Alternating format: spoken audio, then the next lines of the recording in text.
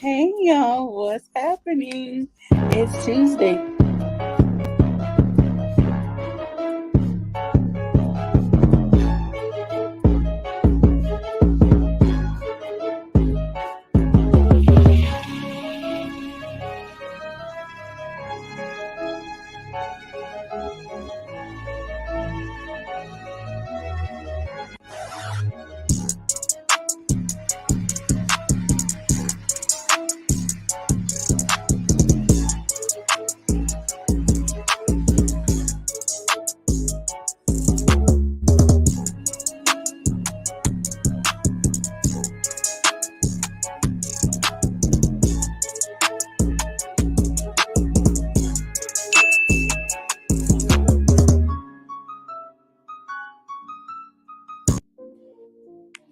Hey y'all, okay, what's happening? It's Tuesday. You know what time it is. It is time for Conversations, and I'm so happy to have a full panel with me tonight. So the show topic is harvest time, reaping your attentions. I had to get dressed for the occasion, and autumn is around the corner in 2 days, so why not jumpstart the season with a show talking about harvesting.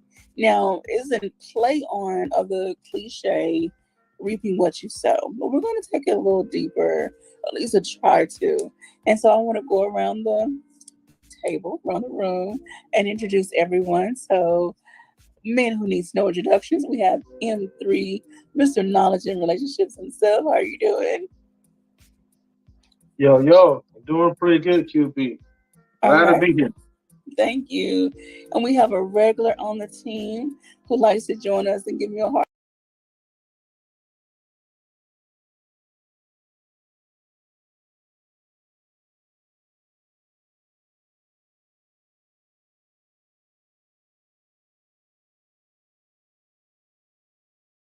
chance to collab with him yet, but I'm sure he's going to give us some great insight. to the conversation. How are you doing, Vaughn? I'm doing good. Shalom to all. All righty. And last but not least, one of my special guests, my girlfriends in the podcast world, and beyond, Miss McKinney, also known as Porch Time. Welcome, Miss McKinney. Thank you so much for joining us. Hey now, everybody. Glad to be here tonight. Excited about this conversation. All right, thank you all. So without further ado, we're going to go ahead and get started. Usually I start out with a quote, but I couldn't really find one just yet to just drive our message home. So we're just going to get started.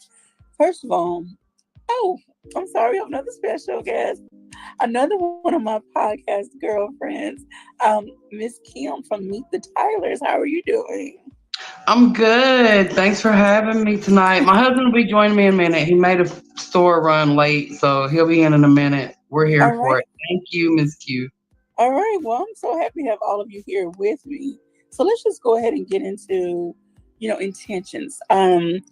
What are intentions? Intention is something that you meant to do, something that you put thought and effort into doing. I like to say, be intentional with your words, your thoughts, and your actions, because that means you do something on purpose with a purpose. So I'm going to get into um, our topic more. So acting with intentions and then reaping your rewards. So I first want to go around the room and get everyone's, insight to what is something you have been intentional about, let's just say this month, September, and you have actually seen or can see the rewards coming forth. We're going to start with the lady. So, Wally. Hi, Wally. Thank you for joining us. Hey, All right. We're going to start with the ladies first. So, Miss McKinney and then Kim, tell us something that you've been intentional about, just say September, and that you either have seen the rewards or you're seeing, they're coming. Oh my goodness, there's so many things that I've been working on, right? Midlife crisis and making all those changes in our lives. But I think the one thing that I want to share anyway, that I've been intentional with the most has been reaching out to old or not old family members, but family members and maybe old friends, Okay. just mending the bridge a little bit, not necessarily, building new ones or anything like that, but just, being grown about it. And I've been very proud about that. I've been happy with the results. And above all, it's made me feel good about me. So. That's awesome. Thank you for sharing that. And we're going to get into the why and the purpose of all of that as we get into our conversation. So, Miss Kim, Yes, ma'am. so what is something you've been intentional about and you're seeing the rewards, or you have seen, like, think they're coming or they're here? Like, what are some intentions you've been I working on? have, yes, ma'am. I have been intentionally surrounding myself with successful people, Okay. and it has been putting me in better positions because I thought about it for a while, and we'll get into it in a little bit, but I started realizing that the people I kept around me were not that successful. Like, yeah, they did have the basics of life that everybody has to have. But when I started, I was like, oh, I'm a little more than basic. So I'm going to need to surround myself with people that are doing bigger and better things and not to be funny with my people, That you've but been cool with all this time. But yes, and I'm still cool with them. But if I look around and they're doing the exact same thing they were doing 5 years ago, I'm not intentionally surrounding myself with their energy. Like, okay, well, that's what's up. Thank you, Mr. Von Eric.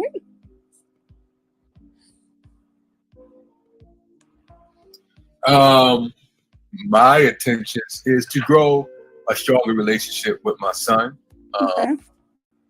um, raise him to my best ability to see the growth that when it comes to me and him growing together as father and son, and to educate not only myself but my family and friends and unify with more people each and every day. Okay. Thank you for that, Wally.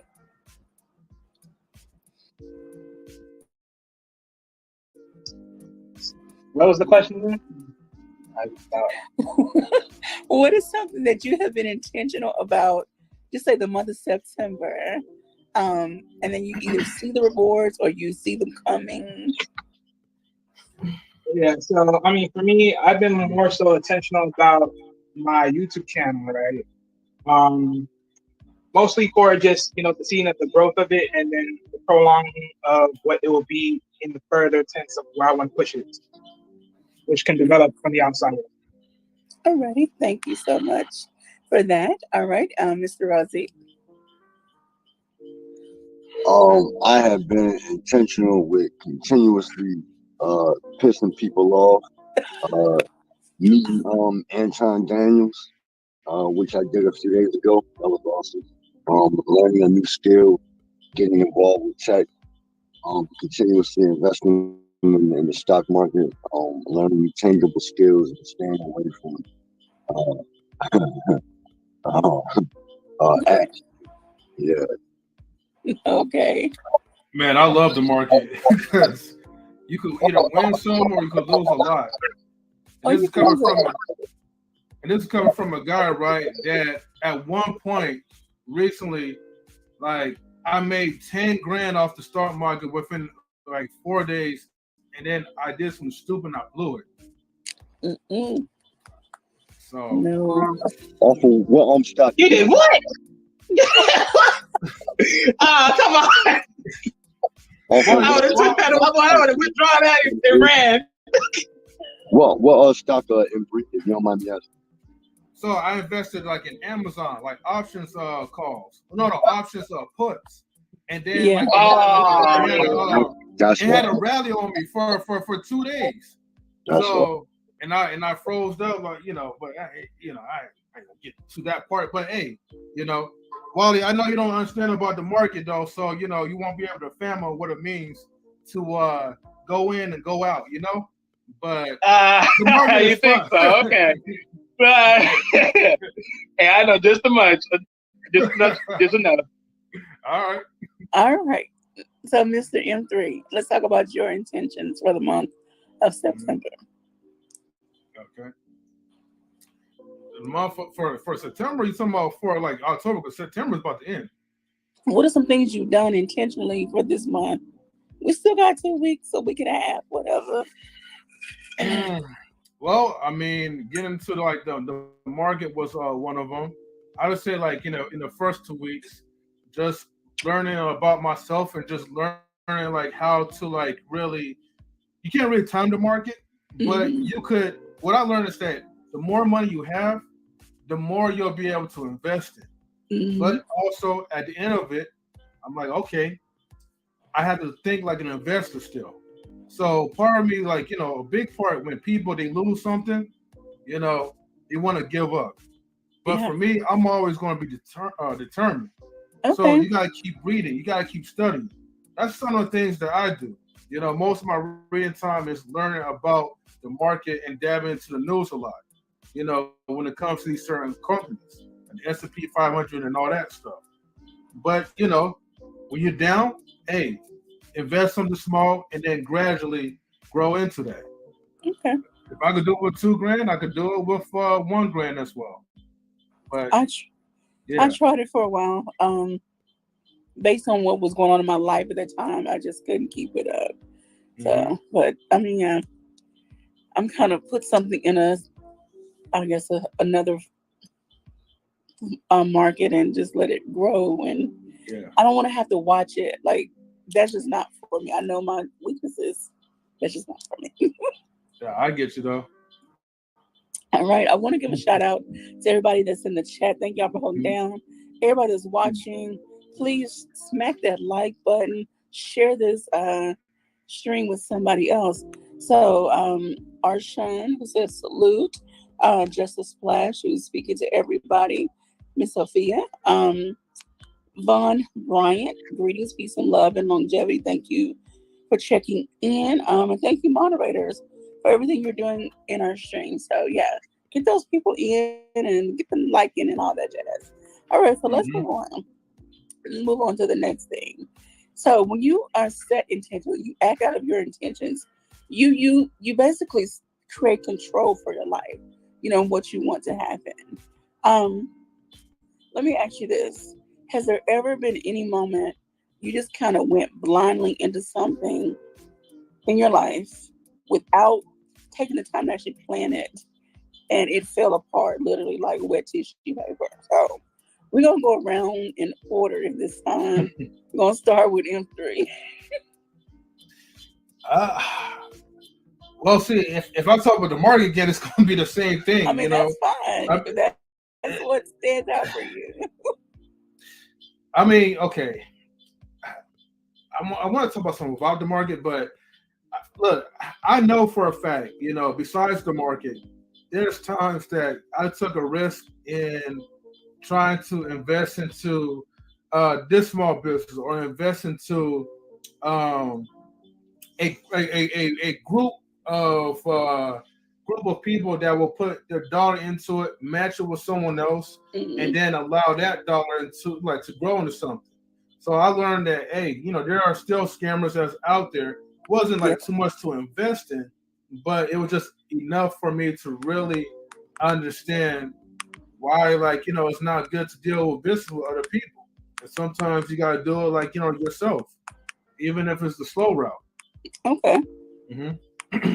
Right, and you'll be surprised. Sorry to interrupt, but you'll be surprised how many people I've had to send out of my DMs and my inbox with that, them extra trader messages. Like, I understand that that's your Cryptos. business, if that's your business, but that's scams. Most of that is scams. Like, I know enough to know that it's not all real. Yeah. Yeah. And so you're next, about. Were you done, Mr. M3? I'll say this one last thing too. Go ahead.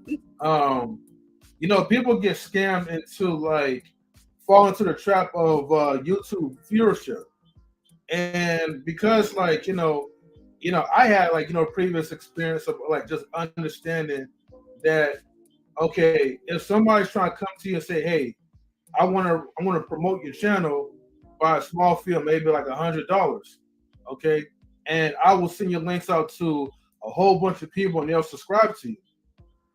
Not realizing that people will set you up to try to add bots into your network, and that's something that you definitely don't want to do. So, but I know there's some people that will deliberately pay for subscribers, and knowing that you're not gonna get nowhere with it. So, yeah, definitely be careful with that. Okay. Thank you.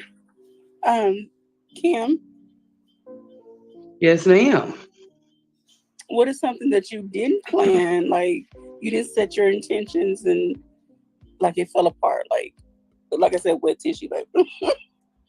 I've sometimes in the podcast world, I've agreed to be parts of shows that fell apart almost immediately after we done a show or two, and I'm not quite sure the reasons, but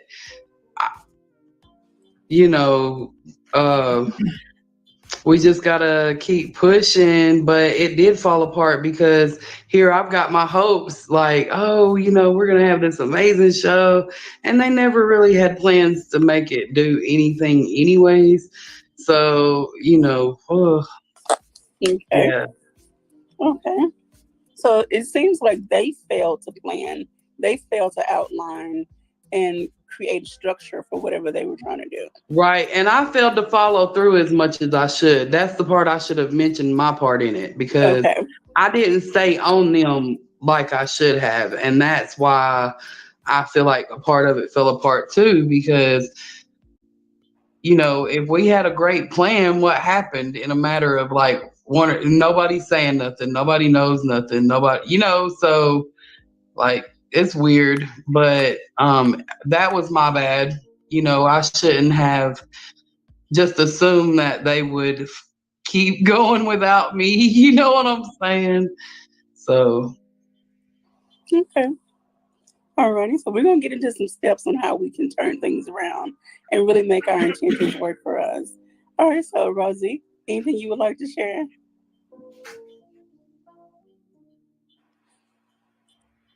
And you're on mute, by the way.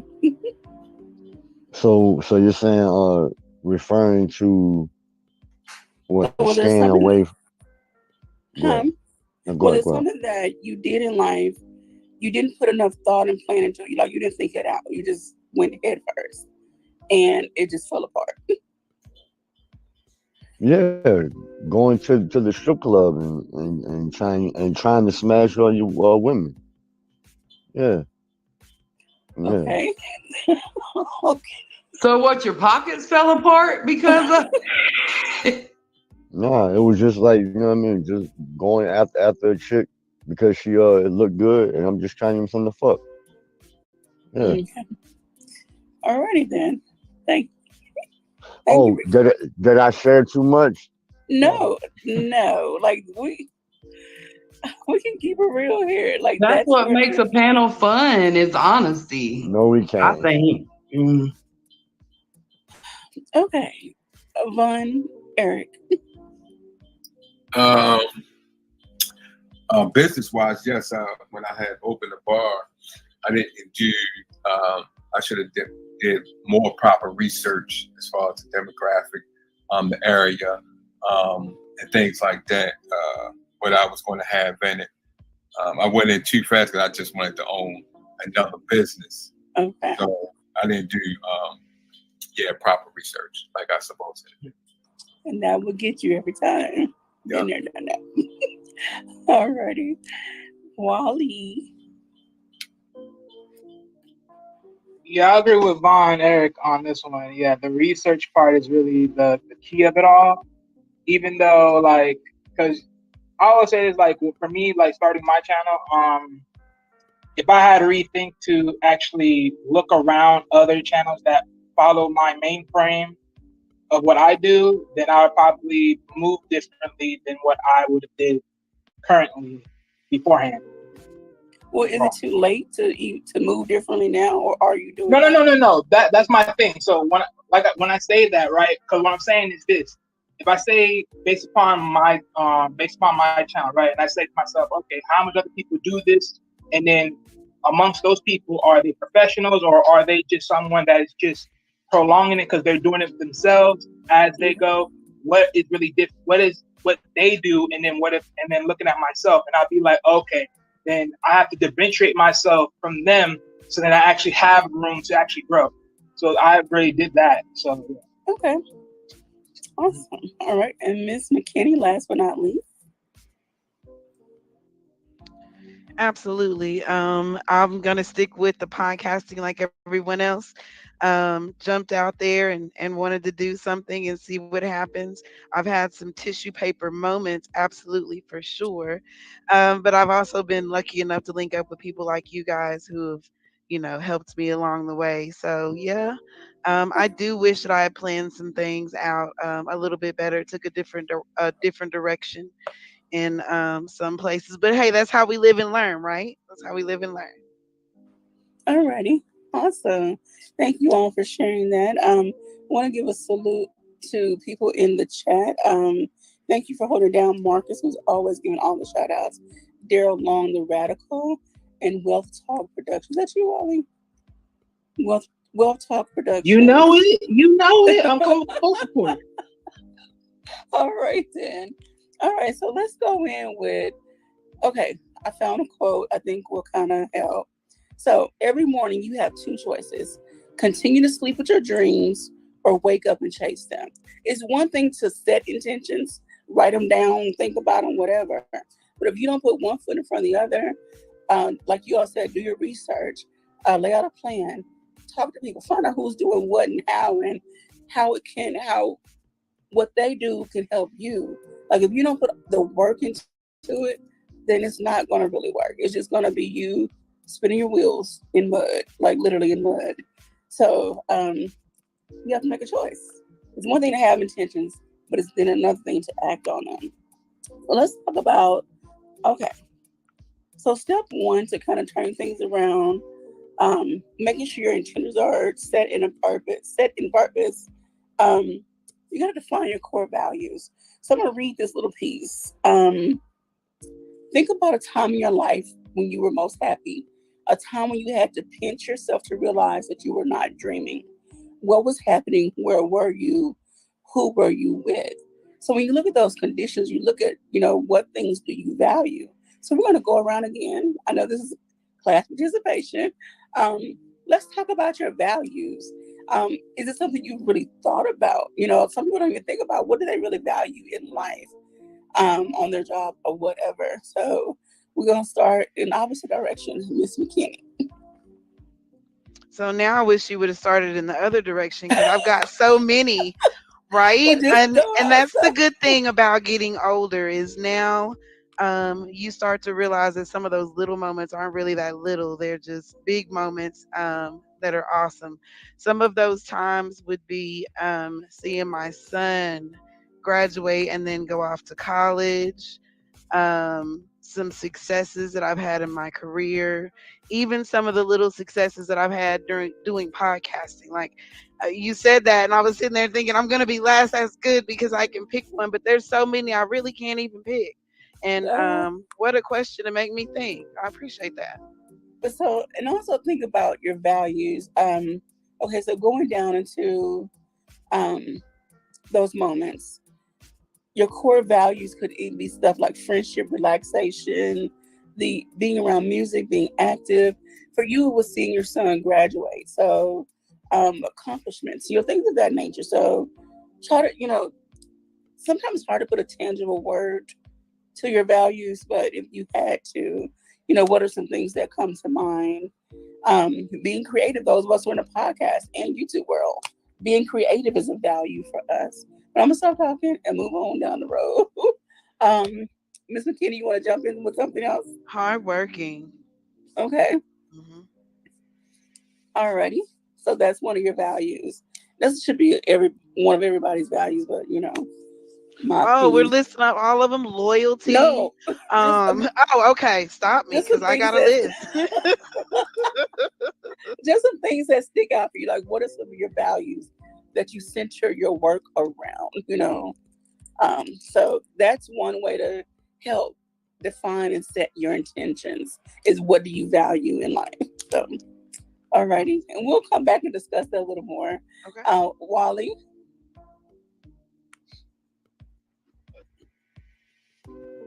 All right. So the question is it's about your around your core work. values. Yeah. Perfect. All right. So one of the biggest value I would say is being willing to learn no matter what at all forms. Okay, That's a big value. Because doing this alone, it took a lot of learning. okay, So, yeah, from all aspects, either from the channel aspects to knowing what to do and what to put in, to even learn editing and everything else of that nature. So yeah, it took a lot. Did that make you flip tables right there? Oh gosh, yeah, trying to learn all this stuff, put it together, make it work. Oh, okay. You want to share something else?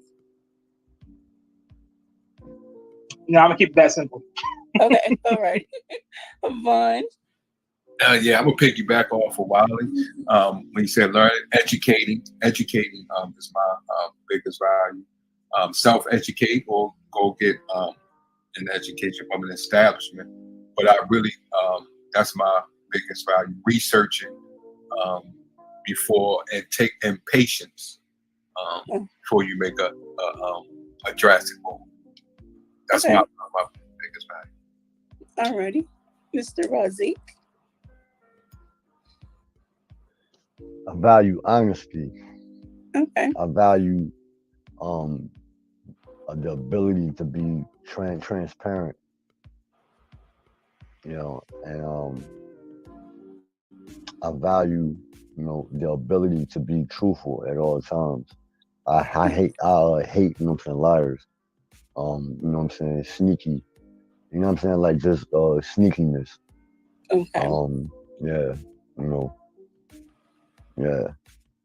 People who try to get over and under and around without just being straightforward and adult about matters. No, I mean not even that. It's just Okay. the ability to be, transparent You know what I'm saying? The ability to be, visible, even when it's not, flattering. If Okay. that makes any sense. You know Yeah. what I'm saying? Yeah. Okay. All right. Thank you, Miss Kim. Okay, so I value loyalty, Okay.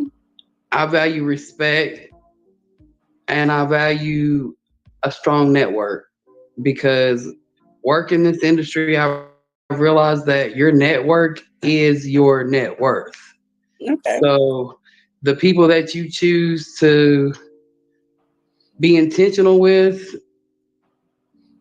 you have to choose the intent behind who you're being intentional with because it works. So, mm, Okay. All righty. And Mr. M3, you on mute? Oh, Okay. For me, I value time okay. because you will never be able to get that back. So anyone like who doesn't really value my time, I take offense to that because you could be doing so many other things. You could be spending time with other people, but when you choose to spend time with that particular person, and maybe they flake or they reschedule, wherever the case may be, you know, you just took that portion of time away from me Okay. because you'll never get it back. Okay. I got you. Now, if y'all want to discuss, and anybody can jump in here.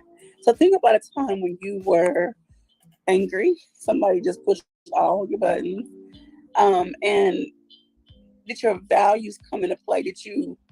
Were you able to take a pause and like, okay, let me reflect on what I value? I'm gonna just say for me, I don't get into physical fights, um, face to face things when I don't like to argue like that. But two, I don't like to fight. I just don't like. That's just not me. I will cut or shoot somebody. I'm just gonna be. That's my truth. But I value freedom.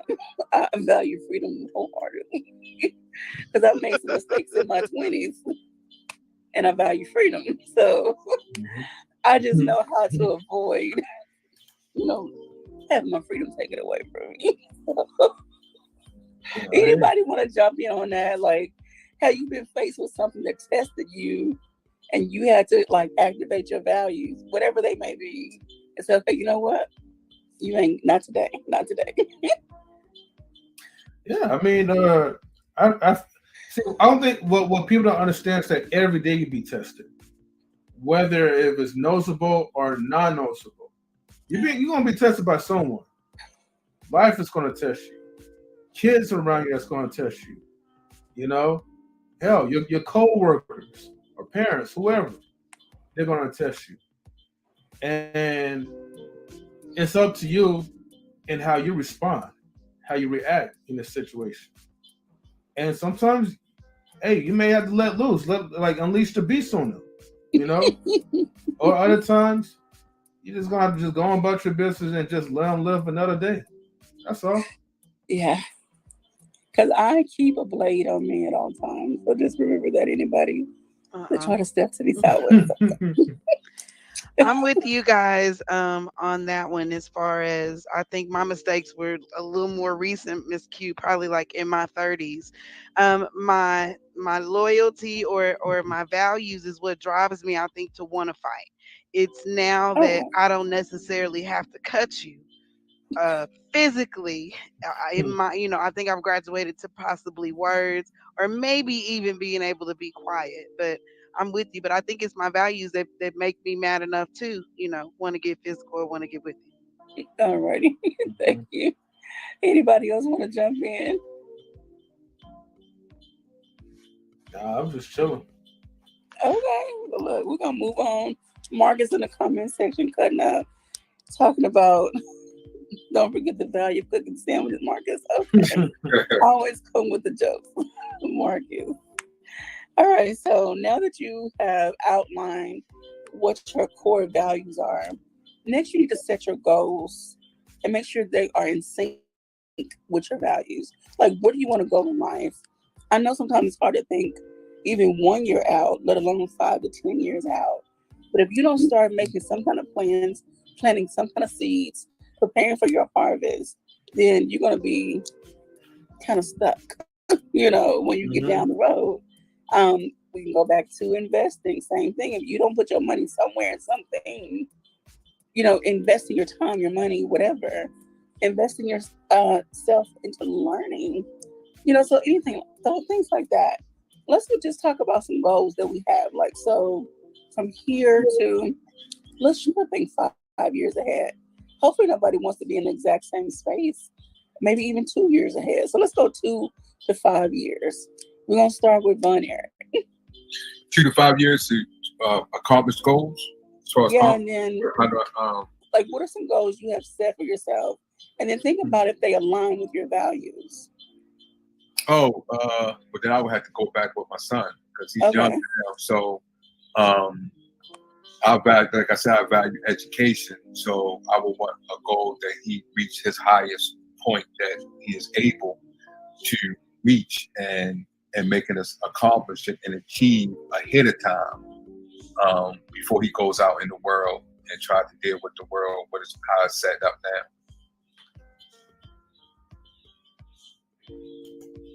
Okay, thank you so much. Thank you. Razi?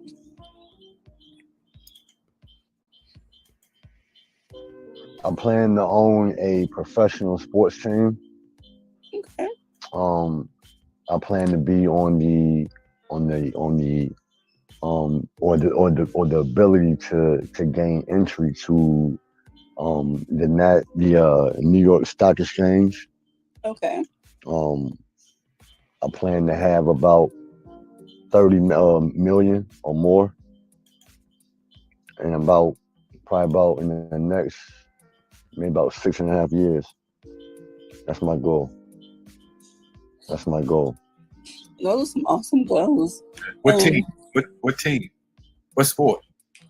More than likely it'll probably be the NBA.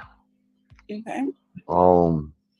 And if it's not the NBA, then probably my second choice would be the XFL. Oh, okay. So I don't know if y'all have seen the news clips, but the XFL is now offering up to 45% ownership. Yeah. At a 1.5 million price hold. You know what I'm saying? That is being owned by Dwayne The Rock Johnson, and it was somebody else. I forgot his name, but yeah. That would be a good one to go.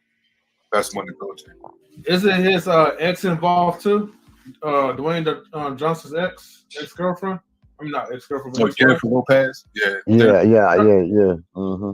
Yeah. I don't know her exact you know what I'm saying, her exact asset hold, but yeah, she does have a significant a significant amount of money involved in that. Yes. Yeah, I would go with the ex that one instead of the NFL or the ones the industry it is today, because you may own it, but then you don't own it. You piss them off, they can take ownership from you. So yeah, I would go with the ex. That's not entirely true though. That's not entirely true. And the reason why I said it is because if you understand corporations with like S corps and how they're actually designed, you know what I'm saying? Even say for instance, okay, let's just say like the NBA. And I ain't trying to go a rabbit hole, but just add on to his point. But let's just say like the NBA is at 100, billion a year. You know what I'm saying? 1% or 0.008% of that would be less than like 5 mil. You know what I'm saying? Even to become a minority owner, so you would still even be able to have a seat at the table for any type of executive moves. And that's just something that I've learned in the past few months. So, you talking about okay? But I was talking about more so as far as majority owner, like the LA Clippers. They took the team from them. So I ain't And and just for safety, purposes, I'm not trying to be a majority owner, but I do want to have a seat at the table of Oh, one of okay. those teams. Yeah, I got indeed. you. Yeah, I got And that's what's up. Hopefully, I can be a commentator, and I will be your go-to person to interview all of your players. Razik, I'm just putting that in the atmosphere. Oh, what happened? I'm sorry. We just say that one more time. Hopefully, I'll be your go-to person to do all of your interviews because I'm that chick. I'm that person. Oh, I shit. I mean, to be, pull up at a, at one of them little press, boxes. Yeah. You know what I mean? All Yeah. right.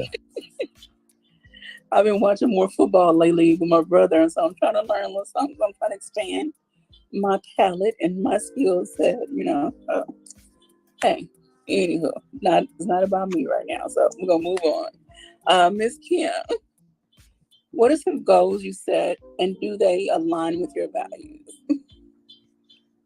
Absolutely. At first, they didn't align with my values because I always said I didn't want to be a part of this industry because I've always freelanced in this industry, but I kept a 9 to 5 reality job because it paid the bills, because this industry don't just pay the bills. You have to pay the bills until it pays you. So, yeah. It going into this industry really tried my values. Like, I had to have a sit down with my husband. I had to have a sit down with my family, everything, when I chose to go into this industry, because I am not that in front of the camera in your face. I'm a very private person in real life. So the thought of being a celebrity, or the thought of being an important like executive in a company or something like that gets a lot of attention, it literally sent me into anxiety in the beginning. Like, so All right, so then think about. I got a special guest, Miss Q. Hey, Nelson. Hey, Miss Q, it's been a minute. How you doing? All right, what's going on? How everybody doing? All Very right, good. How you everybody, doing, sir? this is the Work, second half of Meet the Tyler. Yeah, that's Mr. Tyler. Man, you. Nice to meet you, Tyler. yeah, nice to meet you too. Likewise. All right, so do Did you you want to hear her jump into question, Ben? conversation? Say it again. The question. Ask her, babe. What was the question? So you want to jump in? So we're talking about goals and intentions, like making plans on, where you see yourself in the next 2 to 5 years, and do your goals align with your values? What do you value in life, and do your Honestly, goals line up with sorry to cut you off, but I had to learn that no goal is too high. Okay. No goal is too high and no goal is too low. There's different types of goals. Like, I used to be the type to be like, oh no, that goal is too high. I ain't gonna be able to achieve that in that amount of time. But then as life went on, as I, experienced life, I realized that, wait a minute, ain't no goal too high. Ain't no, long as you set yourself boundaries and basically do what you can handle, and always push yourself, you're going to meet that goal, Okay. Awesome. Thank you. And plus, we got more conversations, so hope you can hang around for a while. And I would be remiss if I didn't recognize my online bestie, Miss Queen. How you doing? What's up, Queen? Hi, everyone. What's up, What's M3? up, Queen? How you doing? M3, the sun went down already. I don't know why you got on shade. I got a message too. Well, I saw you coming up, so I had to be ready at all costs. Yeah, because I'm so bright. Shine bright like a diamond. There you go. So anyway, how y'all doing? Oh God. Okay, so we're gonna come back to you, Miss Queen, because I want you to get your thoughts together. Okay. All right. So when Von, Razik, Kim. So we're gonna go to Miss McKinney. So think about 2 to 5 years. What does it look like? And do your goals line up with your values? Absolutely, they do. Hey, Miss Queen. Good to see you tonight on this platform. My Hello. goal is just to be happy. You know, I keep preaching that midlife thing and all that good stuff. And hard work is a value of mine. I've always applied it, but in other places, like Okay. my career, making other people happy. So, yes, my value of hard work aligns as long as I put that hard work into myself now aligns with my goal of being happy by any means necessary. Like Malcolm said, by any means necessary, this queen is going to be happy. All righty. Thank you. All right, Wally, and then M3, Excellent. and then Kim. I mean Queen. Sorry. You gonna go in three or should I? Go ahead, Wally. Wally. Nah, nah. All right. So in the next 2 to 5 years, what do I see for one, seeing my channel get monetized. That's one focus. Another one is I'm having this ideal that's gonna set up another way so I can monetize some type of form of income. Okay. But I don't know for sure if it's gonna fall through yet. Three is to be able to help my family get out of this area that we're living in, the Okay. location overall. Yeah. Okay. Sounds like a plan. Okay. All right. M3, and then Queen. Look, Y'all the got big next, shoes to fill after Razik laid out his scopes. look. In the next 2 years, okay, I want to make sure that one, get out of debt. Two, retire myself while still working at the same time because I like doing what I'm doing. You know what I mean? And three, well, shoot, it might not even be 2 years from now. Shoot, it might be 2 months from now. But hopefully, we get the nice relationship proof, monetized. We're very close to it. I'm not going to, say the numbers. I'll let you guys, watch yourselves. But hopefully, we get up to where we want to be at. And, maybe, Queen could finally, get her, what's it called? Reparations. That's right. I'm coming for you. I know where you live. I want my check. I'm gonna see you in court if I don't get my money. I need my knowledge of relationships and reparations. You right. Reparations and relationships. Yeah, so so hopefully we get up there though. I mean, I know we will. So Alrighty. And Queen, I know you had a whole lot of stuff on your goal list. The main thing I want to be able to, I mean, so much is happening and it's like right there. I just want to go and come as I please. Okay. Me and the king, I just want us to be able to go and come as we please. We're like inches away from these things happening.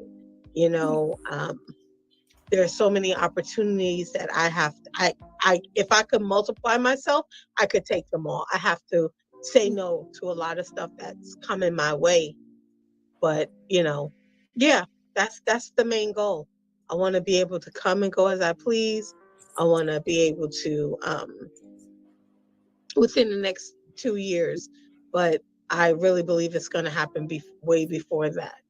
Be able to, do my little self-care with my colleagues, and him, and just go anywhere and say it's a business trip. Like that's where I'm at. I'm on the edge of like major things happening. So I really feel like I just want to stay grounded mentally and emotionally so that I can really walk into it and not run into it and fall.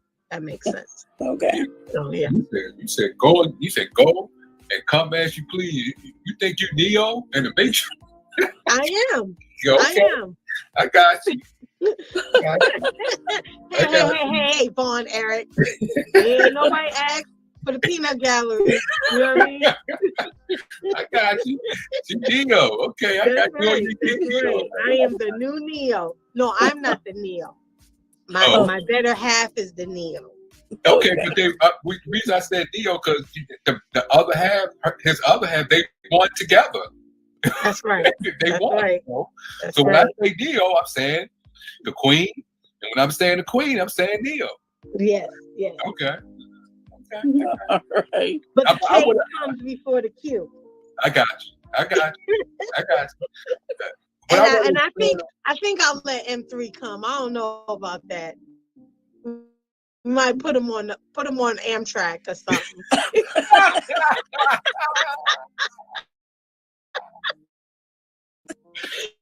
We can't hear you, M3. I went to Miss McKinney. She said midlife. What does she mean? I just want to see where her heart is. Okay, because I'm 45 and ain't no midlife over here. Right. Oh, So what she mean by midlife? She's at a midlife crisis or midlife. The part is where she's at in her life. The part is where I'm at in my life is midlife. Yeah. Okay. There's been no crisis yet, and I think that's because I'm sticking to my core values and deciding to do what it takes to make me happy. Yeah. I got. Thank you. I just wanted to get clarity. But I consider seeing 90 a blessing as well. I'm just Yes, ma'am. Right. I got it. Yes, ma'am, indeed. So my goals include I want to be at Oprah status. You know, can I get there in 5 years? It's possible. But in 2 years, I want to have my own show, TV show, or radio show that's syndicated around the world. Like, I want that for myself. And I want to have an office space, preferably in my home, that's all plushed out. I'm a true girl at heart, so it's going to be all pink and chrome and gold. Anyway, I see myself sitting at my computer, preparing for my next show and having an assistant taking my calls. And I value high quality. I value, like M3 said, time. I value structure. And I also want to be at a place where I can give back. I want to help fund, if not completely fund, one endowment or scholarship, to some underprivileged group that serves young ladies, specifically teenagers. So, yeah, those are things that are on my goal list. So when you say TV show, you talk about TV show on like a main network or the new? Well, or you talk about TV show as far as because they got a new thing coming out now that they will broadcast your show through like Hulu, Roku, and things like. Are you talking in that aspect or main network? If it starts out on Roku or whatever other network, sure. But eventually, yes, I would love to be on a major network. And that may be, 10 years versus 5. But you know what? I serve a higher power who can do anything. So, right. And as long as I'm putting in the work, I'm keeping myself in alignment. I'm walking with intentions and purpose. I am not going around essing on people, just to come up. Then y'all know I'm not really a cursor, but you know what I mean. I'm not stepping on people just to rise up. Anyway. It was interesting, Razi. You said about owning a team. So when you invest, you want to sit on the board. When you go on the board, what changes that you want to have when you first get on the board when it comes? Because it's not many of us that sits on the board. Yeah. What change that you want to have when you go sit on the board of a sports team? Well, I mean, I'm not really going to have any type of executive power by becoming, a minority owner. So in order to have, executive, voting rights, or to be persuasive enough, you would have to own or become a, majority shareholder, owner. So, that isn't necessarily, a goal of mine. And I don't care about, making a change. I think things are fine the way they are. But my concern is just, the money. To be honest. All I care about, is the money. I mean, and not to say like that's all I care about, but I mean, you know, that is the ultimate goal. We do, you know what I mean? Like, no matter like what you do, everything always it revolves around you somehow. But like I said in the back chat, I do have a question Go for ahead.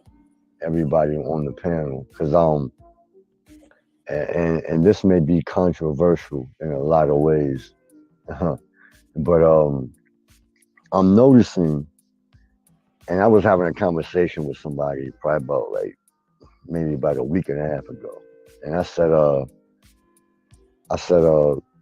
the way media is going now, the market is already over saturated. You know what I'm saying? Rated like highly. And I made this analogy, and I'm going to give it to everybody here. In the 80s and the 90s, there was a trope that was always mentioned, and it said, either you sling crack rock or you got a wicked jump shot. So, and I say that to say there was a trope trying to illustrate that either you're going to play sports or you're going to say sell drugs in order to, you know what I'm saying, make it.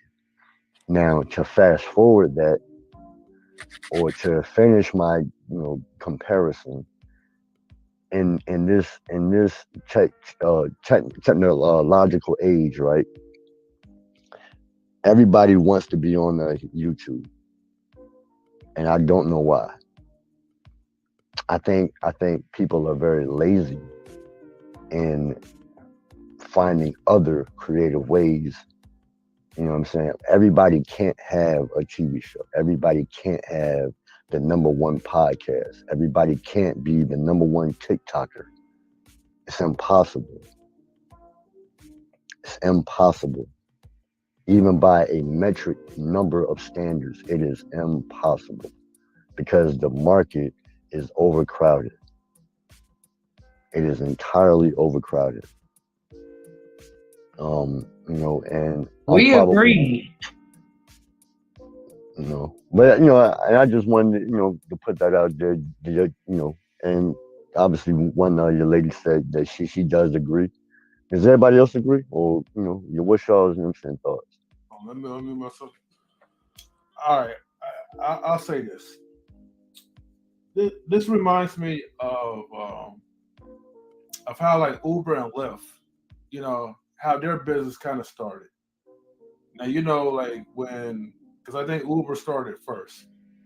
When Uber came out, you know, like they didn't have like you know a lot of drivers, but drivers that did took over, they had like a lot of routes, a lot of pickups.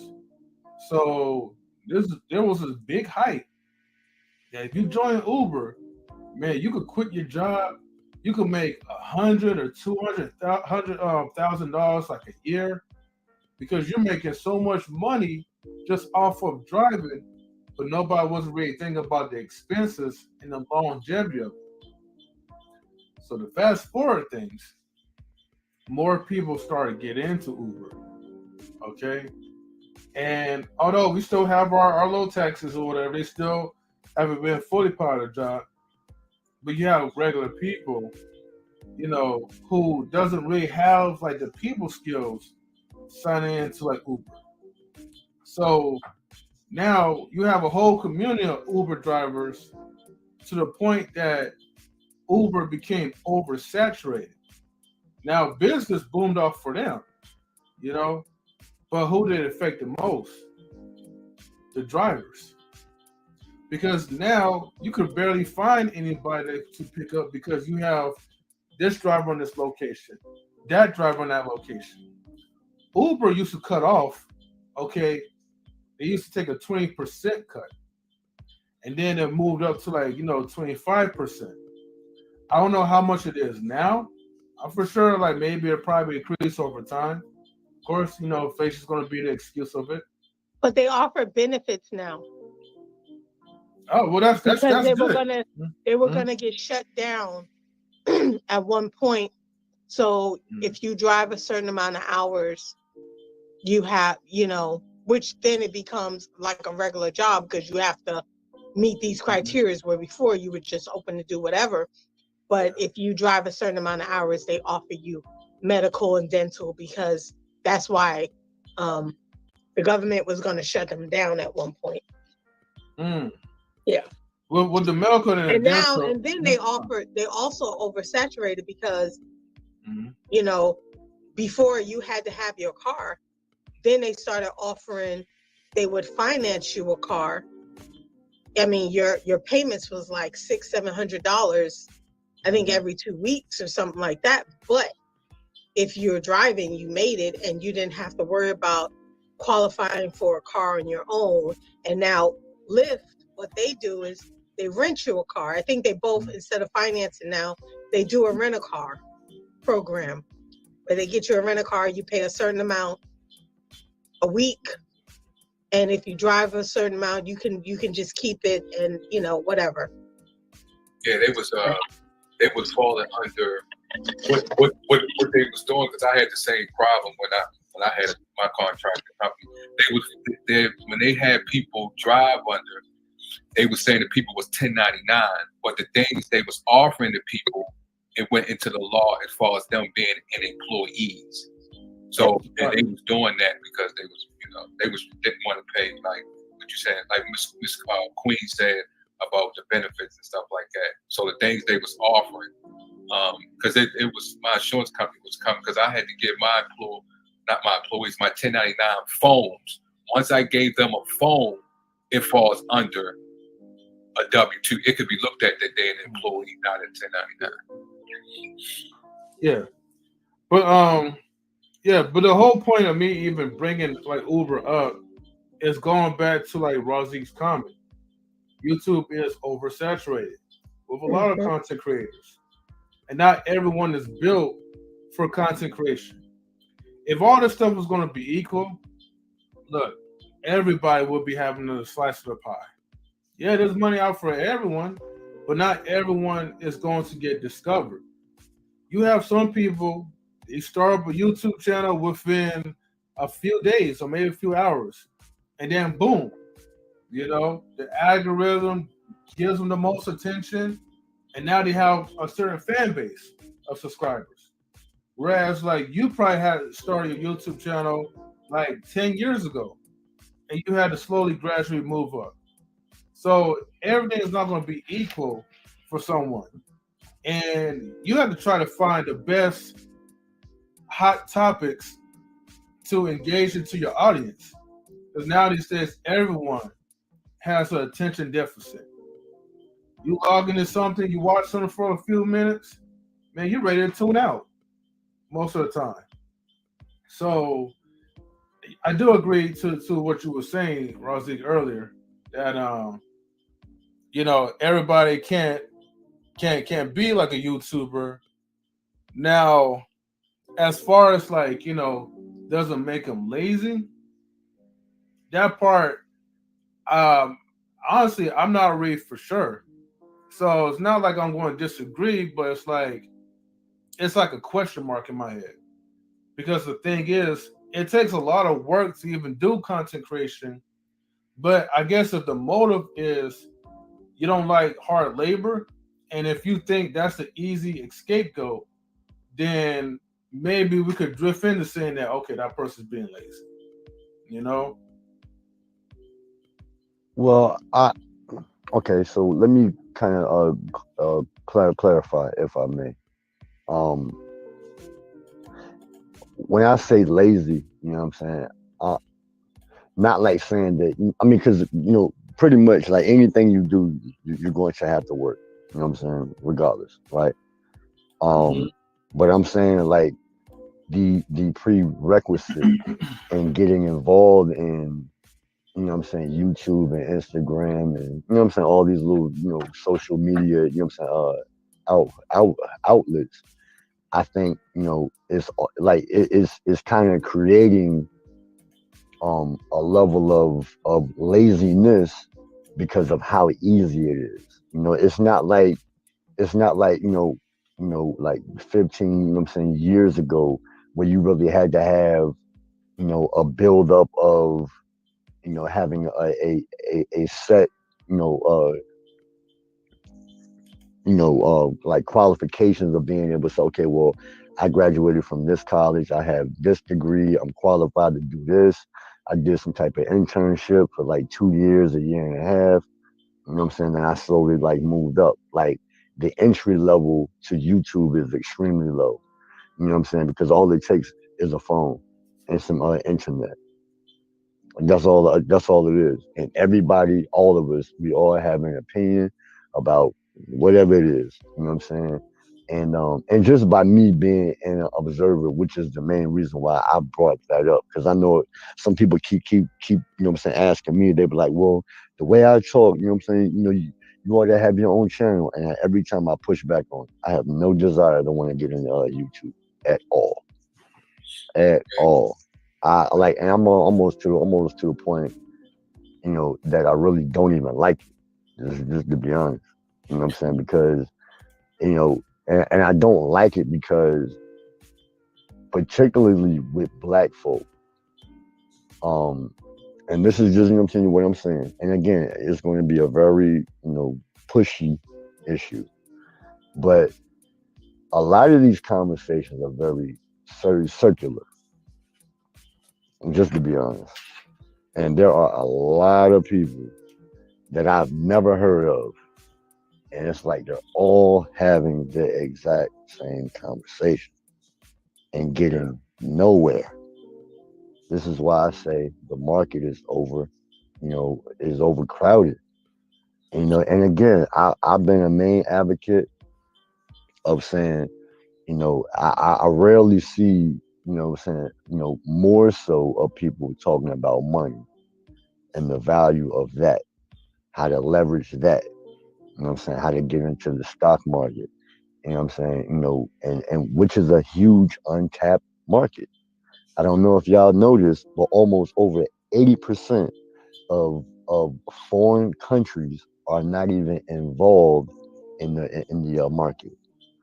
And I say that to say because in the long term, what I think is going to happen, based off the things that I've read so far, is that when people start to have resources that allow them to invest off of the phone, brokerage accounts, when you look at Charles Schwab, JP Morgan and Chase, E-Trade, et cetera, the market is going to boom.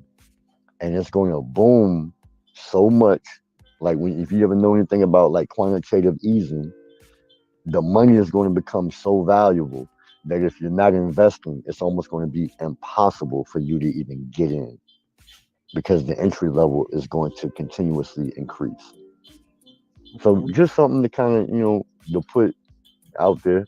I just think, well, it depends on, I do agree it's oversaturated, but I think if you go by what Miss Jones the questions that she's been asked, if you let that be your focal point, and whatever you do, even though it's oversaturated, you can accomplish your goal.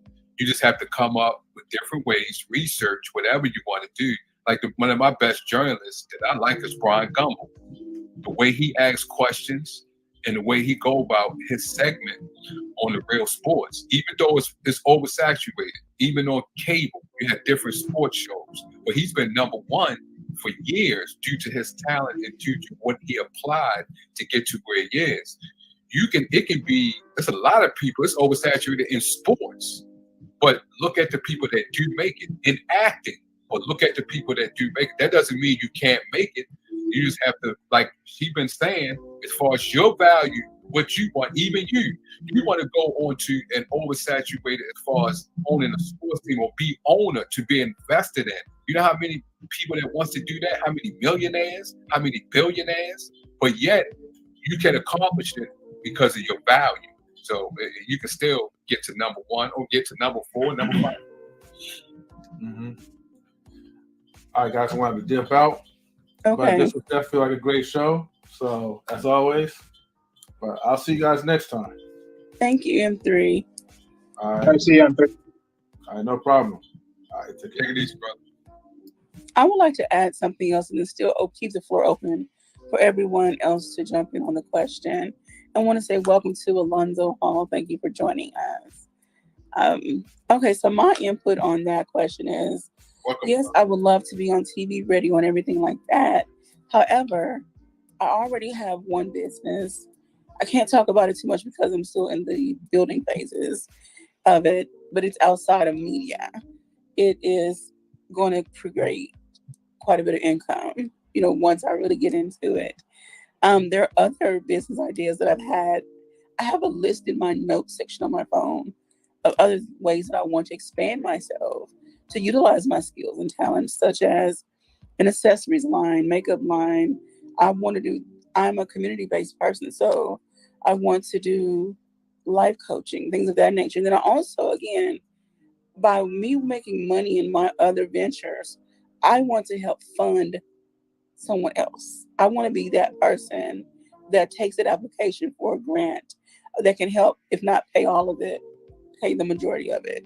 So yes, I want to be in the media space. Everything I'm doing is not just for me. I want to make sure my son has something to fall back on whenever it is my time to go. If I do have grandchildren, whatever the case may be, I want to leave a legacy. So, and that's just my take on it. That's just me. But being in the media, being in front of the camera, that's a means to an end, and I actually love it. Vaughn mentioned how he loves how Brian Gumbel speaks. There are certain people that I only watch when it comes to newscasters and podcasters and people on YouTube. I like their perspective, how they talk. And it's not because I always agree with them. They just have a way of presenting the information in a way that grabs my attention. But I'm going to fall back and I'm going to give everyone else a chance to answer the question. Queen, would you like to jump in? Yeah, let me jump in real quick. Who? Wally? Okay. Yeah. Wally. So to Razi's on question, right? So to YouTube being oversaturated, I mean, that's obviously true. I mean, there's about probably billions of YouTubers out here one way or another. But to ultimately say, are people lazy? It's a catch-22 because, in most cases, yes, and in other cases, no. I think more cases than not, I have to ask myself, what is your intentions on being on YouTube more than anything else? That's the first thing. Because I'll say most cases than not, most people are just doing it as a hobby. And most people say, hey, but if it gets to 1K, it's like they'll work it out in another way, right? If it get monetized, yeah, they'll do something else amongst that. But see, but that's my whole thing, right? You just doing it, just do it. You just get a kick out of it for what it is for the time being. But for me, I always said this was just, it's a nice plot for me to say, here's something I like to wrap myself around, but it's not going to be the end all be all, right? And I'm just giving you a nice premise of what I'm working with and what I want to work around in the near future. But also, I also sit here and say, there's a lot of groundwork with doing a YouTube channel, especially when you're the main one doing the whole thing on your own self, because there's the editing process, there's the understanding of the analytics, knowing when to do a post or do anything of all these natures, on all this wraparound, like what's making you more seeable or inspired amongst your content overall. There's a whole lot of getting and going in this to the point where you have to look at it. Because my thing is right now, right?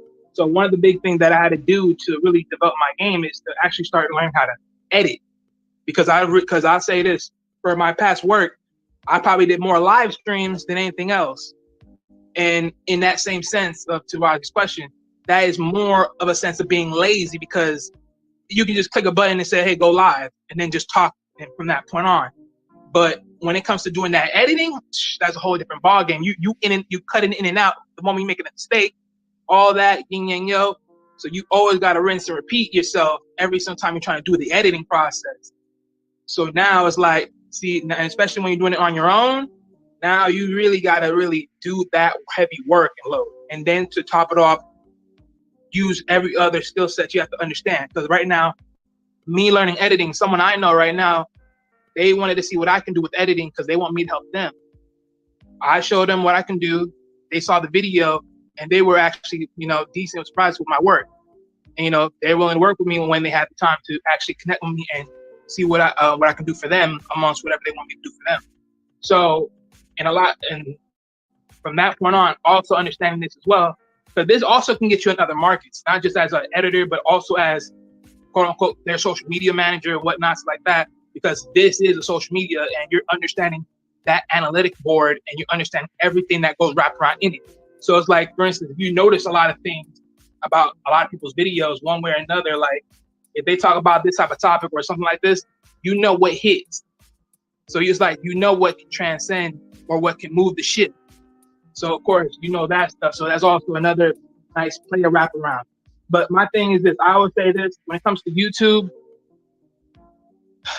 there is a limit, right? There's a limit to this thing. Because my thing is, just because you know analytics, you don't know any other analytics that's similar to YouTube that works the same way. Like you can say, hey, just because you're on YouTube, that means you're only limited to what? You're limited to the Twitch type of analytics, you're limited to the other formalities of it. But that doesn't mean everyone else rides the same wave of those analytics.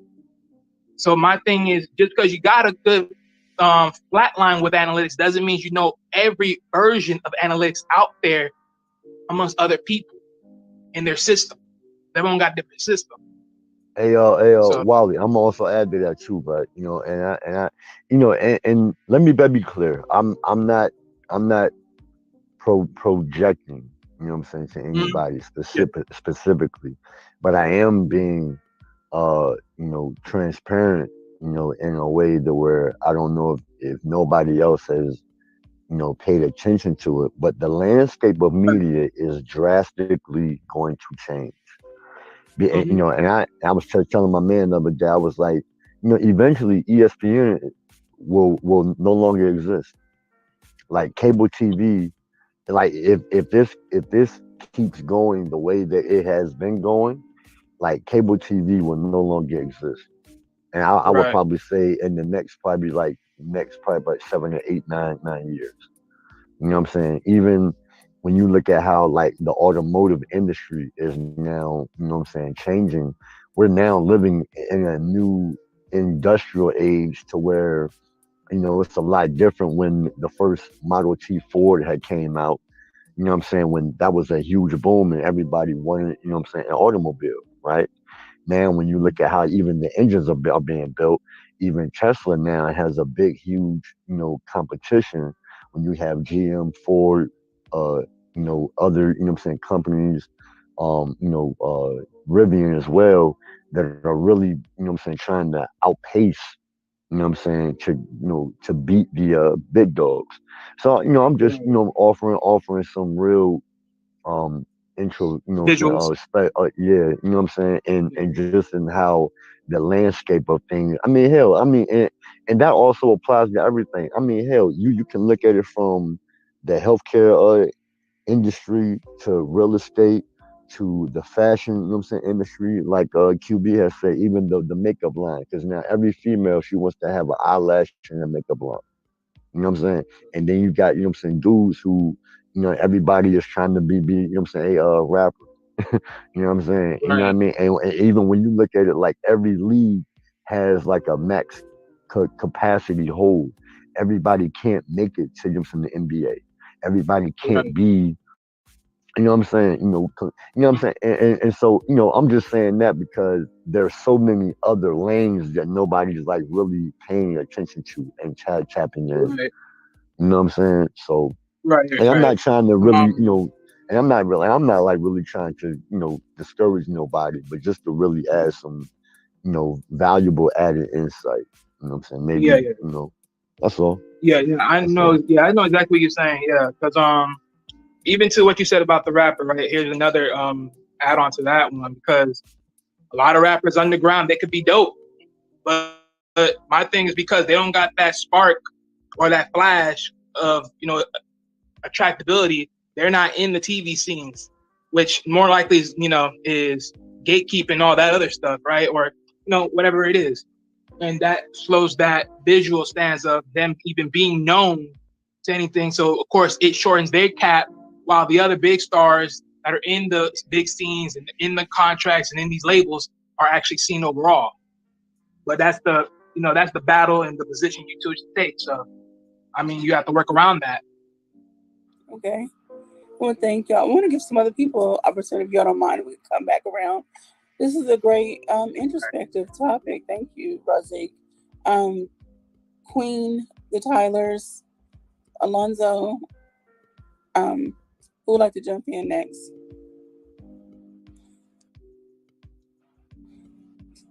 You're on mute. Okay. Okay, so to add to what they were saying, it's absolutely true. Like, I feel like that if people would accept their lane and not try to invade other people's lanes and compete where there's no competition, like, there can only be one Michael Jordan. That's why he's Michael Jordan. Like, so that doesn't mean that you're not going to have a great show, just like I have a great show. That don't mean that I'm trying to take your spot in the ratings. I'm just trying to get a spot.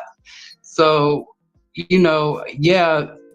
I've taken the process of learning editing from day one. I've taken the process, like, I didn't want anybody to be able to say, well, you wouldn't have this if it wasn't for me. Like, and a lot of times when you're a creative, people, well, absolutely, they have whole lawsuits about stealing creative ideas nowadays. So, people needs to be really careful and just be intentional. Like you always say, like, be intentional with every show you make, be intentional with the background to it, the editing to it, and find your lane. You got anything to add?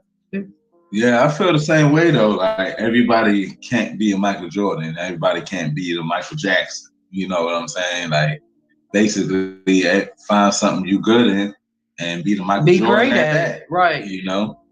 Can y'all talk about something else that y'all do? How you take your love of food and cooking, and you are trying to explore that realm. So while you may still post videos, you are going out, and who knows, maybe one day you'll have a restaurant. Yes, that industry could be a little saturated, but there's only one you. Right. Yep. And that comes with, like, not being scared to try different ingredients, like thinking outside the box, basically. What would somebody won't do? You know what I'm saying? Okay. And do it. And do it. Right. And be great at it. There's a million hustles in this world. Choose more than one and do them. You know? You gotta have more than one hustle these days. Hey, look, y'all mind if I add one more thing? I'm sorry. I just want to say too. I think one key caveat is all of this is censorship, and I bring that up because if they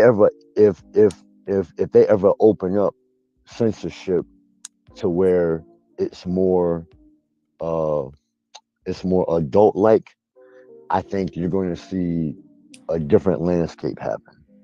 To where a lot of people who use a lot of vulgar language or colorful, language are more offensive, in their viewpoints and how they talk.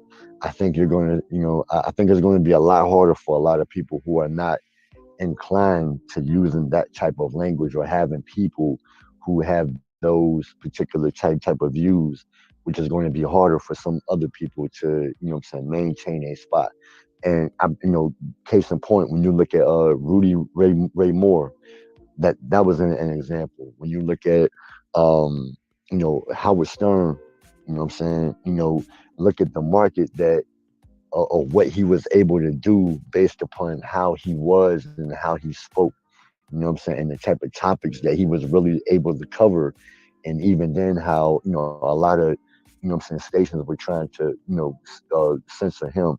I think, that censorship, the way that it's happening now, even with like Twitter, because a lot of people have been banned off of Twitter, based upon how they speak.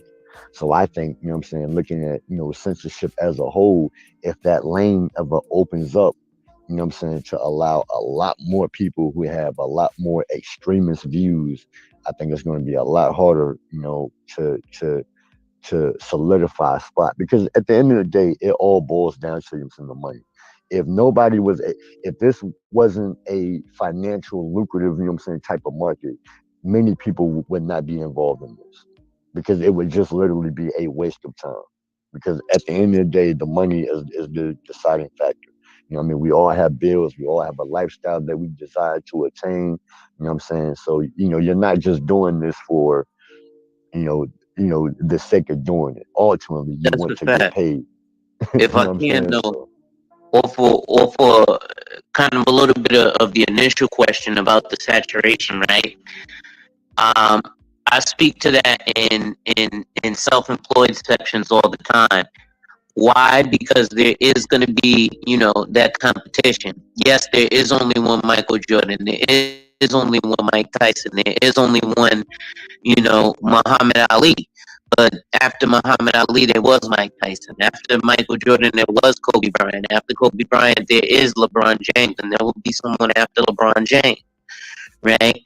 And when you look down the bread aisle, there's a bunch of different breads, right? It's an entire aisle of bread. But in that entire aisle of bread, there's something for everyone. Otherwise, that particular bread wouldn't be there, right? Now, some last longer than others, and some do better numbers than others. But it's just like making it to the NBA.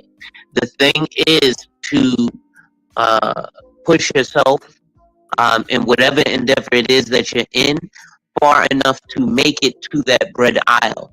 Because for the 1,000 different varieties of bread that you do see in the bread aisle, for every one of those 1,000 that did make it, there are 1,000 that didn't make it.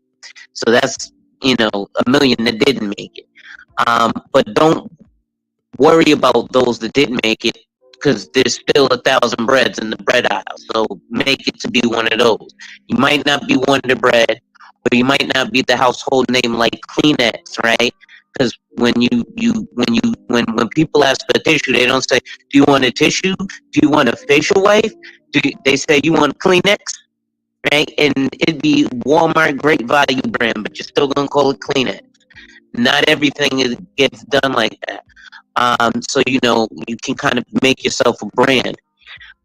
And when it comes to things like YouTube or social media, this is a strange arena, right? For example, you were speaking to maybe the vernacular or the choice of words or sentence enhancements that one may choose to use in their content. And then if it goes even further to censorship or the lack thereof, do you get situations like Howard Stern, etc.? The question and the danger behind that, however, is with so much censorship, and I tend to look at things on a global scale, and here in America, for all intents and purposes, you might as well call us North Koreans. And why do I say that? Because we know nothing of the outside world. When I say that, I mean we know nothing of what's going on outside of America in the main scheme of things. Pray for Ukraine, but we don't really know what's going on, right? If you were mentioning things like financial markets, people want to do trading and stuff and then don't know what the NK is, and that's not Nike. You know what I mean? So maybe someone who can speak the language of everyone, or can convey their message to anyone, can help one make out in terms of that proverbial bread, if you will, if that makes sense. I'll stop there. All right. Thank you for the insight. You too. Vaughn? No, I would just say he said we don't know what goes in other countries. What does he mean? What do you mean by that, Alonzo? We don't know as far as what? For the most part, Americans are very ignorant on geopolitical things. Okay, I got you. Yeah, like I feel like what he's saying, like, is like people people only know what our media shows us. Like they don't go outside of American media to see what's actually reported by other people. So we haven't visited there, lived there, if we don't have an insight into what goes on from here, we only know what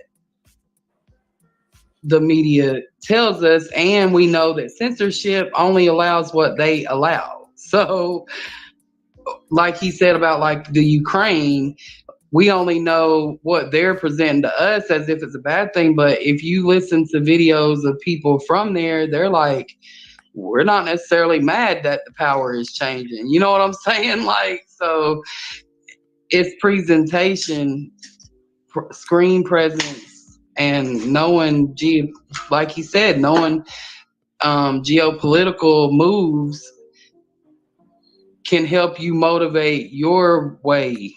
I guess maybe I don't know. I'm getting confused myself. So Yeah, I see. Yeah, I see your point, but I also think I see your point, Tyler, the Tylers, which is a great point. I just think that it also depends on where you're getting your information from. Sky News, you got Sky News that does a lot of reporting over there. Al Jazeera does a lot of reporting over there, in which they go into more details. You got the Real News Network. They go into details. Then you got geopolitical politics, like Alonzo said, that reports. So it also depends on where you get your news and how far you go in your research also. Then you got right, and that's what I was saying. Most Americans don't go outside of their Yahoo News or their Google News. So that's what I'm saying. You're responsible to go outside of those top search and those top reporters and those top channels, and go look at the people that actually go there and report there. Look at the people who, I got you. It's like some people just watch Fox News. They don't go out of Fox News. They don't right. That's what I'm saying. Even the first thing they read or the first thing they see. Right. I got you. And look, and also another part to that is like the clickbait, because the clickbait is actually is what's killing the media. You know what I'm saying? When you really look at it, because so many people will just click on something because it has a enticing either photo or a headline, and nobody's really doing the research to actually read the full article in detail to really understand the whole, photo or the landscape of what is actually happening. I see so many people, and just from a wide range of races, male, men and your women, and they'll say, okay, well, I seen this, or they might send me something, and I'll be like, well, did you actually read it? And then the first thing they say was, nah, I didn't. I just saw the headline. I think it's interesting. I'm like, well, how do you know it's interesting? You know what I'm saying? So, and I'm just saying that to a point, because when you really look at, society in the past, 2 or 3 decades, and how it's actually transpired from how we receive, information, and how we utilize that for, our viewpoint on society, and to, evolve that into a talking point, is really not conducive in becoming a smarter, and becoming a smarter, human being, because, our attention span is actually drawing down. So, people are not reading as much. They're reading less, and they're focusing more on the podcast, or because a person has a certain, popular, celerity. And I'm gonna say this too. Right? And I'm gonna use Anton Daniels as a caveat to tie into my point, because I've actually chilled with him, and I met his wife, and I was there in Detroit, and we had an awesome time. The one difference that I realized with Anton is this: Anton really did put in the work. Like, he really did read. He really did educate himself to get, to a point where, he talks and lives everything that he says. Like, there's no cap in that man's rap, at all. And it was just very insightful, to actually see, because so many younger folks, particularly younger than me, mid-20s, whatever, they're so quick to hop on the wave. You know what I'm saying? As as they say, Just to take because them they see steps. because they see everybody else doing it. Or they look at Drink Mhm. Champs, they look at Joe Budden, they look at Wally and Gillo. Wallow and Gilly, and you know what I'm saying, and and Revolt, and Young Miami, and you know what I'm saying, all these people. You know what I'm saying? Right. Who substantially have enough capital to really build a platform in less than 24 hours versus most of us who got like 75K, 100K, you know what I'm saying, jobs, but you can only allocate a few hundred a week or a few thousand a month, you know what I'm saying, whatever. Mhm. And so when you really look at the metrics of the numbers, you really have to ask yourself, how can you compete? Because in any Right. market, Right. there's always competition. Even when you look Mhm. at OnlyFans and the girls who were doing that, the competition is stiff. You know what Right. I'm saying? It is very stiff. You know what I'm saying? There's only Mhm. a small minuscule of girls who meet the aesthetic look, who are able to attract a certain crowd, able to substantiate that type of money, you know what I'm saying? And over time, and even then, that's only like a certain time period, because then, of course, we all know, like, you're not going to stay young and healthy and beautiful forever. You know what I'm saying? Your body is going to, Right. what I'm saying, wither, wear and tear over the years. And then while you're trying to maintain a level of presence, you know what I'm saying? Because that's what's gotten you that type of money. Here comes somebody else, you know what I'm saying, coming in, bum rushing you out of the way. You know what I'm saying? And now you fighting hard trying to compete, and they're just doing it efforts of, a much more less effort, because they're younger, hotter, faster. You know what I'm saying? So I'm saying that in any market, you're going to have to, what I'm saying, compete. But ultimately, Mhm. going back to my original point, and which is why I was talking about like the financial market, because it's an untapped market. Because it's, obviously it takes a lot of time to research, read, to understand, what you need to do. Most people don't even have, the money, or the money that they do have, they want to hold on to it so tight that they, what I mean, because they're scared of the market and they don't understand. And then, and because they're so behind the eight ball, now they're like, okay, well, I heard this, I know what an ETF is, and I'm not sure about VOO and this and that and the third. Where do I put my money at? How long do I have to wait? What is the rate of return? And you know what I'm saying? Like, there's a lot that goes into that as well. But If I which could is why speak to that, go ahead. I'm sorry, Mhm. bro. Go ahead. um, as a financial professional myself, so the concerns that you are addressing right now are, it's funny because like, we'll have a lot of people who are consultants or do credit repair or this, that, and the third. And one of the, especially in the African American community, you'll hear often is, they'll kind of down talk those that don't want to be entrepreneurs, which if you're self-employed and selling a product, you're not an entrepreneur, you're just self-employed. We'll talk about that later. But we'll put barriers in the way. One of the memes that I saw was someone said, it's strange because with my $500 client, it's like, oh, I need you to hold my hand and da da da da da. And with the $50,000 client, it's like checks in the mail. And while that may be true, there's reasons behind that. And one of the main reasons behind that, and actually I learned this from at the CAAFP at 2021, which is the Conference of African American Financial Professionals, hosted by the American College of Financial Services. Check it out, www.theamericancollege.edu. But at any rate, with so we don't teach our own community this stuff, right? And I went live earlier today with a mentor of mine who's an MDRT qualifier, um, $1 million round table, the top 1% of financial professionals across 70 countries. So, one of the things that he said, and it was actually in a Yahoo Finance article, Black financial professionals often have a harder time, even when we are MDRT caliber, because our own community doesn't quite understand how money works. So I say all that to say that $500 client needs you to hold their hand, because it took a whole lot more for that person to accumulate and have expendable that $500 than it did for that person to, you know, come up with that 50 grand. Now, all things subjective, yes, it takes a lot of work to get up $50,000.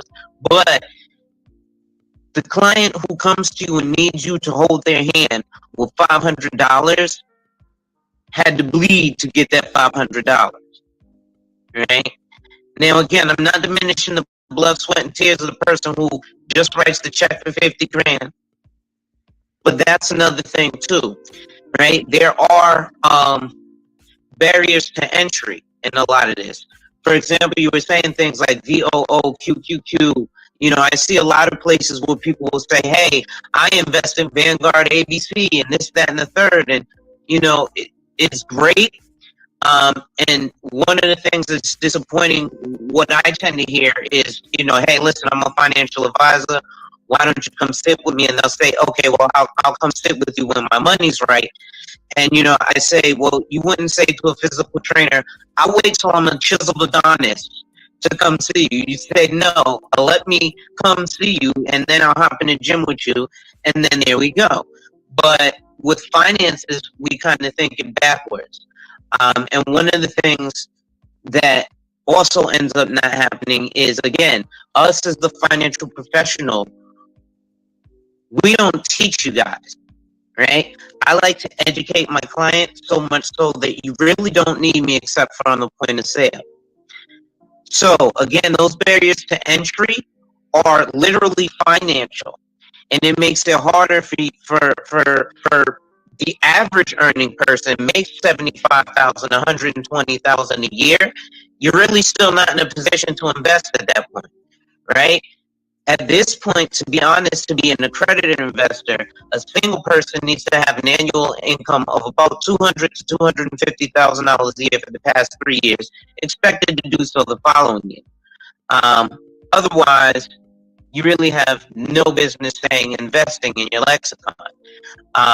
And the average investment, to be honest, if you go to, for example, Fidelity, so on and so forth, the minimum is generally going to be $10,000, which equates to an $834 a month payment. It's actually 833 point something, but $834 a month, 834 times 12 is 10,000. So that's the minimum barrier of entry for investment. But when you go to places like JP Morgan, Chase Bank, if you go to Chase Bank in your local area now and you speak to private client, those are investment managers. Generally, you're going to come into any investment manager with $500,000 or more and net worths of above $5 million. Now, here's where I have a love-hate relationship with things like Robinhood, Stash. You see me showing off my wedding ring. Husbands unite in the building. We bully men into being husbands. But in terms of, you know, building your portfolio or being able to get to the desired outcome, or even participate in playing the game, right, and make yourself even able to compete, you have to kind of get through those barriers of entry. So those things like those small ETFs, like I just diminished, those are very valuable for you to get into and to be able to learn how to even read those charts. One thing that I dislike very much is crypto. However, it gives it removes that barrier of entry. Okay, so I want to ask you this a lot. The book where everyone starts at rookie. All right, since we have all these financial people that love to talk about money and all things in between, how about we do another show, you know, starting with the Finances for Dummies? Because I'm one of those people, while I know a little, I know probably not enough to really sit down and have an in-depth conversation. I'm one of those people, I guess I can read, I can analyze, I can, you know, take information and break it down. However, there are still some aspects, many aspects of the financial world that, will still evade me. So would y'all be up for discussion on finances for dummies? Because again, there's a big portion of the Black community, especially, that simply don't even know. Like all those terms you threw out there, only because I was in a trading group last year, I know a few things. However, there's still so much more to uncover. And I'm still learning about the little nuances of how to build credit without doing it the old-fashioned way, which is just paying off debts.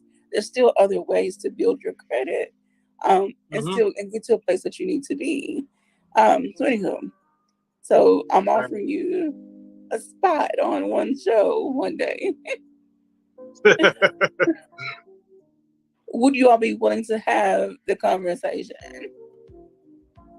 Yeah, I'm down for it. That's what my content's about, basically. Okay. Yeah, I think we're all open to that. Hey, look, I've always been a huge advocate of money. Ever since I've read this book, Q, and Q, you already know, I have mentioned this book a lot. This is a very valuable book. If you have not read this book, go buy it. It's less than $30. Incredible.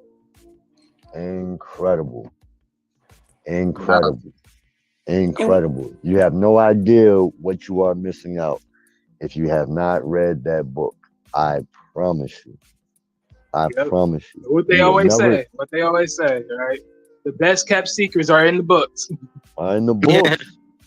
I've always been a huge advocate of it. Somebody had told me to read. I was like, who the hell is Tony Robbins? Until I actually read it, and I read probably like 15 to 20 pages a day. That's it. It's a 634 page read. You know what I'm saying? And I read it in probably about less than a month and a half. And I will never look at the money the same way that I once did before I had read that book. I can't. I know too much now. So even going back to what, QB was saying, and even Alonzo, we've had plenty of combos. And it is a huge untapped market. I mean, incredibly huge. And even what QB had said earlier in the live stream, when she was like, correct me if I'm wrong, but I think you said something about, you were in the market and at a different space in your life, and you just kind of like left it alone. But and even going back to what I was saying earlier, like over 80% of the entire continent of Africa doesn't even have the ability to even own a phone because they don't have no towers over there, because they don't have no internet. You know what I'm saying? So think about and when you look at the national debt, which is at about what 30 trillion, trillion. And when you look at what the GDP was in probably about 20 to 25 years ago, we're talking almost a 400% increase. A 400%. We have no export anymore. That's the problem. So, as a nation, we're nothing but consumers. Everything we do is import. No longer, however, is it just import from China. For example, a few years, maybe not everybody's favorite person, but Donald Trump had a clothing line. A lot of those clothes were made in Pakistan. Facts. And so facts. But look, and not to cut you off, but to tie it all down to it, right, is that the reason why I brought up the GDP, because $1 was way more valuable in 1950 than it is now. Oh yeah. You know what I'm saying? So think about what that $1 is going to be worth in the next 50 years. Actually, there was already a study on that. In 2020, if you put $100,000 away, even in an interest-bearing account, and this was prior to Biden coming in with the inflation, doing the hyperinflation, But $100,000 from 2020 to 2030, that 100,000 in 2030 would be equal to having $50,000 in spending power. And one more brief touch on the GDP. For example, that's kind of why Trump did things like place those tariffs, etc. Because he was a beneficiary of a lot of the tax link, because he was a multi-billionaire of so many of the luxury brands that we relish, he understood what the other billionaires were benefiting from and wanted to bring some of those things back. No, I'm not a supporter. I'm a registered independent. But I vote for whoever's going to do the best thing for me in my pockets. You know, go ahead, my fault. It all boils down to the money. No matter how you cut it, it Right. all boils down to the money. Right. Yeah. I mean, just to add my spill real quick, because for me, because like looking back at everything you saying, Razi, right? Because that's what I do on my channel, right? Because so a lot of things for me is because I'll sit here and say this. I probably have a whole bunch of time to read books, but the thing is, a lot of people like going back to what you were saying originally, right? Because people being lazy amongst doing this whole YouTube and everything else, right? And they get too caught up in nothing when really you should be worried about something else. Luckily enough for me, I didn't make myself into those type of channels. I actually made my channel based on those premises of those important informations. So constantly, even when I'm doing this, I'm always gonna have to be like, okay, I'm always gonna have to resource or read up on another article about this every single day of every single time, so I can actually make content on it, or maybe I can just stay up on it every other time. So technically, I'm always pushing myself to do this, even though I might not be an expert. Hey, Miss Polly, Hi, what's going on? I'm okay. How are you? I'm doing good. I'm doing good. You know what I mean? Trying to get through this video. It's a little emotional, but gotta Okay. do it. And You're doing a good job. You're doing great. thank you, thank you. Yeah. Thank you for coming up. You know what I mean? I appreciate everybody for showing support and showing love. And I know that QB meant a lot to a lot of people. She meant a lot to me. And yeah, I just wanted to kind of show that appreciation back. And yeah, you know what I mean? Doing YouTube is a process, man, and this is one of them. And I've just been doing my best to just stay focused and not allow certain things to bother me, or even allow anything to creep in to keep me off centered, off focus. So, Right. but what's going on with you though? What's good with you though? You know what I mean? Oh, How you been? I'm well. I'm well. I'm well. Like I said, just trying to pop in and say what's up. I saw you were live. I was watching a little bit earlier, probably like 40 minutes ago. I saw you were still on there. So, I just wanted to, I know you're still on here. So I just wanted to say hey and tell you that, like, just keep being positive and, keep moving forward, basically, because at the end of the day, you can only go as far as you really push yourself. So Definitely. Now listen, audience, me and Miss Polly, we all trying to get our schedules aligned. You know what I'm saying? And it's I know I always joke with her, but it's also my fault too. I am vastly busy, so there's times where 2 or 3 days will go by and I'm like, oh dang, I didn't call her. And 2 or 3 days will go by and I'm like, oh damn, I didn't do it again. You know what I'm saying? So I know that I have dropped the ball in communication. Not because I wanted to, but because it's just been there's been a lot going on, outside of just trying to get things going. There's other people, networks that I'm trying to help. It's always trying to keep my network afloat. And it's just other people, there's things outside of YouTube too, right? We got to go outside sometime, right? So I know a lot of people just think that we're just probably sitting in somebody's basement and we just hit live and we're always sitting here, but no, that's not true. No, we actually work, and we actually have family time, and we got relationships. We got a lot of different things going on that that are outside of just the whole YouTube thing. Absolutely. You know what I'm saying? So yeah, Miss Polly, what's going on as far as just like you and just like you starting a new year. Are you trying to do relationships differently this year? or is your mindset like, okay, I'm happy where I'm at, and I'm not trying to do anything different? Like, are you into that the whole New Year's resolution thing, or it's like I'm I good just am. doing what I'm doing? No, I think the You are? resolution is always good. Okay. I think resolutions are good for the year. For me, writing a list and having something to reflect on, it shows me how much I moved and how much progress I have. Um, so actually, I probably say I try to do one every 3 months, and then overall one. This year I definitely wanted to really work on my health. I've been struggling with food. I love food. I'm not lying to you, it's a sickness. And so it's not even about the food. It's just about just trying to make sure I'm eating proportions right. I want to be at my best shape by 40.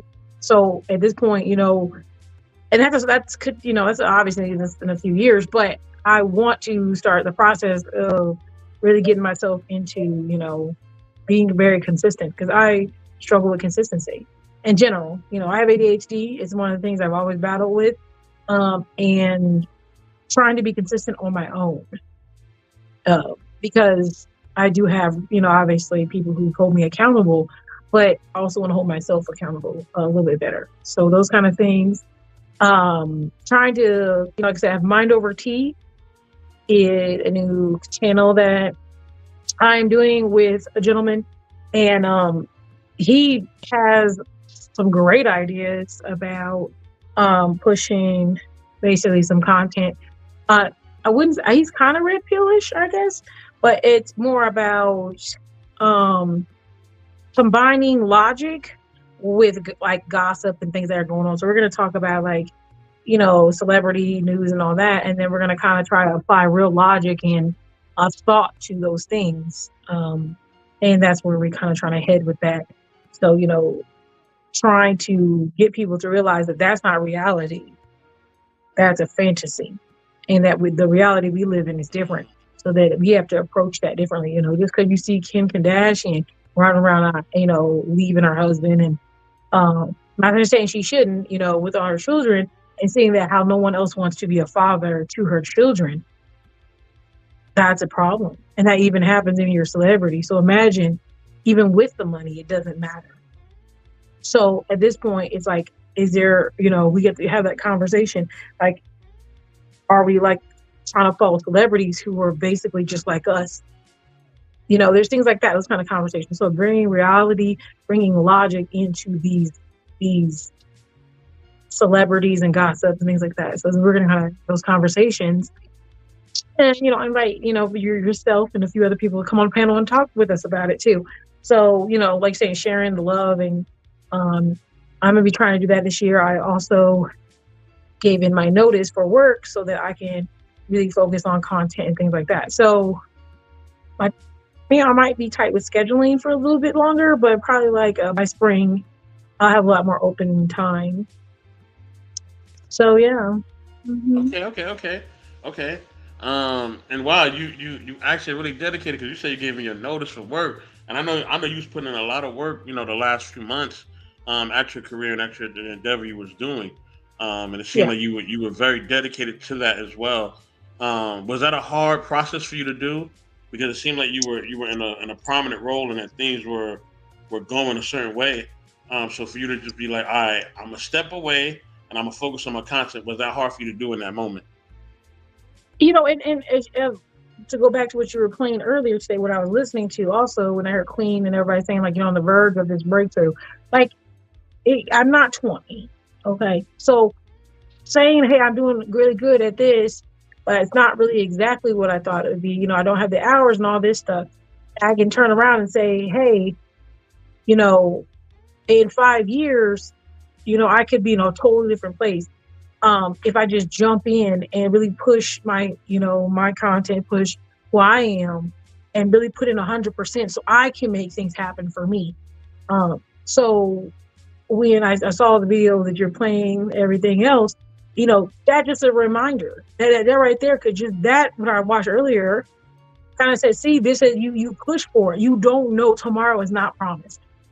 Why am I waiting to be who I need to be right now. There's no reason. So, Okay. you know, I want to give it my all. I have the energy. I want to focus on that. Yeah, like I said, I did like the job, but like it does take a lot. It took a lot of our time from home and stuff like that. And this content and stuff like this is really important to me to advocate and all that. And I need to go ahead and try to do what I know I love to do, and which is help others, counsel others, and share with them about what relationships could be. And that's where I belong.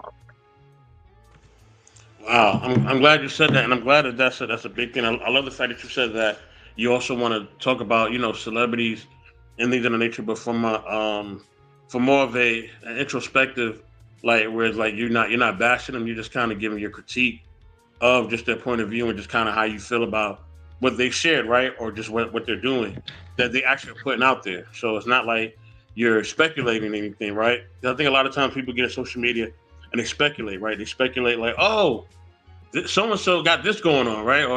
But it's like there's no factual information based on that. So then, then it's like then it becomes clout chasing because you don't really know if this person is doing this behavior or not, right? You know what I mean? And then that's when it becomes kind of like toxic. But I love the fact that you're just doing it from perspective where you're giving perspective on just like what they have said or what they have gone through, and not trying to muddy it up. Somewhat similar to what M3 and Sophisticated Jerk is doing on Saturdays. Salute to them brothers on Knowledge and Relationships. You know what I mean? And I try to join in there where I can. But yeah, they're doing that on Saturday. So I think it's very similar to that. I think also I was watching a video from a content creator, this woman, and she was just advocating for women to like just get money from men and kind of use men for money and how you need to settle for a man that don't look that good and all this other rhetoric. And I'm like, huh? Like you're not telling this woman, right, to work on herself. You're not like how you said, like you want to be healthy, right? That you want to work on yourself, that you want to work on different things, right? And that you want to motivate other people to do that, right? I feel like so many times I look on this thing and I see other women not telling other women to do that, right? I see men doing that too. You know what I mean? I see men not telling other men they need to work on stuff. But to be honest, I feel like it's less men doing that though. I feel like most men will tell me, hey man, look, you gotta go to the gym. Hey man, this ain't this ain't you. If you want to talk to a female, that's what you gotta say. Whether they're right or wrong, right? They're still gonna get in perspective. But with a woman, she could be, she'll be my 500-pound life, or she could be like not all that, and they will tell her that no, it's okay that you're just doing what you're doing. It's like no, like you got to work on you too. Like it's not okay for you just to be where you're at. So I totally support you trying to inspire and encourage people to just be at their best and not just be the regular old mill of who they are. So yeah, I appreciate that. It's mind over tea. So yeah, I was like, I'm feeling good about it. And my co-host is definitely has an interesting view on it, and not the same as mine. So, so that also will be good, because you'll hear someone else's point of view as not a woman, and then on top of that, has a different point of view than I do. So there also will be, obviously we don't want to be in an argument, but obviously just having a conversation. So that's it. Definitely. I do got one question for you, Ms. Polly. Then after that, I'm gonna let you break out because I know your time is probably limited. But my question is, how do you get women to do that? How you get them to be inspired? To get fit, to do these things that you're doing. Like, what methods do you do to kind of hold other women accountable and kind of just have them being at their best? You know what I'm saying? Or pursuing their best. I think when women aren't getting what they desire, and that's when it's like they have to hit rock bottom. I know that sounds unfortunate, but a lot of them have to reach rock bottom. I think right now it's hard for people to hit rock bottom because like you said, you'll have, and I'm not going to say, you'll have men who just want to have sex or things like that, and they're sneaky. There's men who know how to talk very well, and they will tell a woman, oh yeah, you're pretty, all that. Like you hear that, but that is a true concept, that some men will say whatever to get what they want from you and then dip, and then now you're hurt even more. But when you hit to the point where you're like, hey, like what I'm doing is not working, you have to get to that place, because especially this generation, they're too strong-minded. And what I mean by that, I'm not saying you should be weak-minded, but I'm trying to say you think that you are the one who has the answer and that everyone else needs to conform to you. And if you feel that way, then no one can ever get through. So you have to wait for them to fall to the point where they are saying, I don't know what to do. And you may have to be someone who's close to them to do that. Or it's like you said, if I put it out there and someone's looking online, they can find it. Because they'll look. They might not tell their friend, but they'll look for, well, what's wrong? Why can't I find a man? They'll put that into Google. Why am I struggling? Why? I'm serious. You do that? So if I had, like you said, we're going to build Rome and they will come. I'm going to build it. You'll come. Because at the end of the day, I know regardless of my lifestyle, regardless of that thing, at the end of the day, I have proven that I can hold more than one relationship. And not only that, it's for a long time and it's positive. So what am I doing as a person who's quote unquote past their prime? What am I doing that these ladies are not? And I'm not saying I'm the only one. There's other ladies out here who just like me. Just like me. I'm going to get them to come and tell their story. Let them give you information. Because why is it that we're okay? And you can see I'm not doing it all like I'm from 1970. I'm not. And I'm saying 1970s old. I'm saying I'm not sitting here like my grandmother or my mom and saying, oh, you got to be this perfect specimen. I'm saying I am flawed, but I want to do better. What can I do to improve myself so I can be a better partner and that people are attracted to me? And that's what you need to do. I think I would say something that I've always been encouraged, from you and just admired about you, is that you always seek to have conversation. You know what I'm saying? You always seek to basically talk about different things and to basically give an outlook of how people really feel in relationships, right? And even though it may people may feel uncomfortable, and they may be like, "Well, no, that's not traditional. You're not supposed to do that. Why do you like more than one person? How can you love these other people?" It's like, no, but like you gotta listen to her perspective. If you listen to her perspective, she's telling you in depth of why these things, why she feels the way she feels, and why the things that we gravitate towards are just things that, we are just told that's wrong, right? We're not questioning these things. We're not really trying to actually ask, well, why is it wrong for me just to have one person? Or why is it wrong for me just not to have more than one person? Like, we're not asking anything. We just kind of just do it, right? Yeah. You know what I mean? It's like somebody tell you to vote. You're like, all right, cool, I'm gonna vote. But why? Why are you voting for? And who are you gonna vote for? Like, you know what I'm saying? Like, what political interest is gonna help you grow in your community? It's gonna help your house, gonna help your family and feed your kids and everything else. So you're just gonna go out there and vote for somebody and you don't know what they're gonna do for you?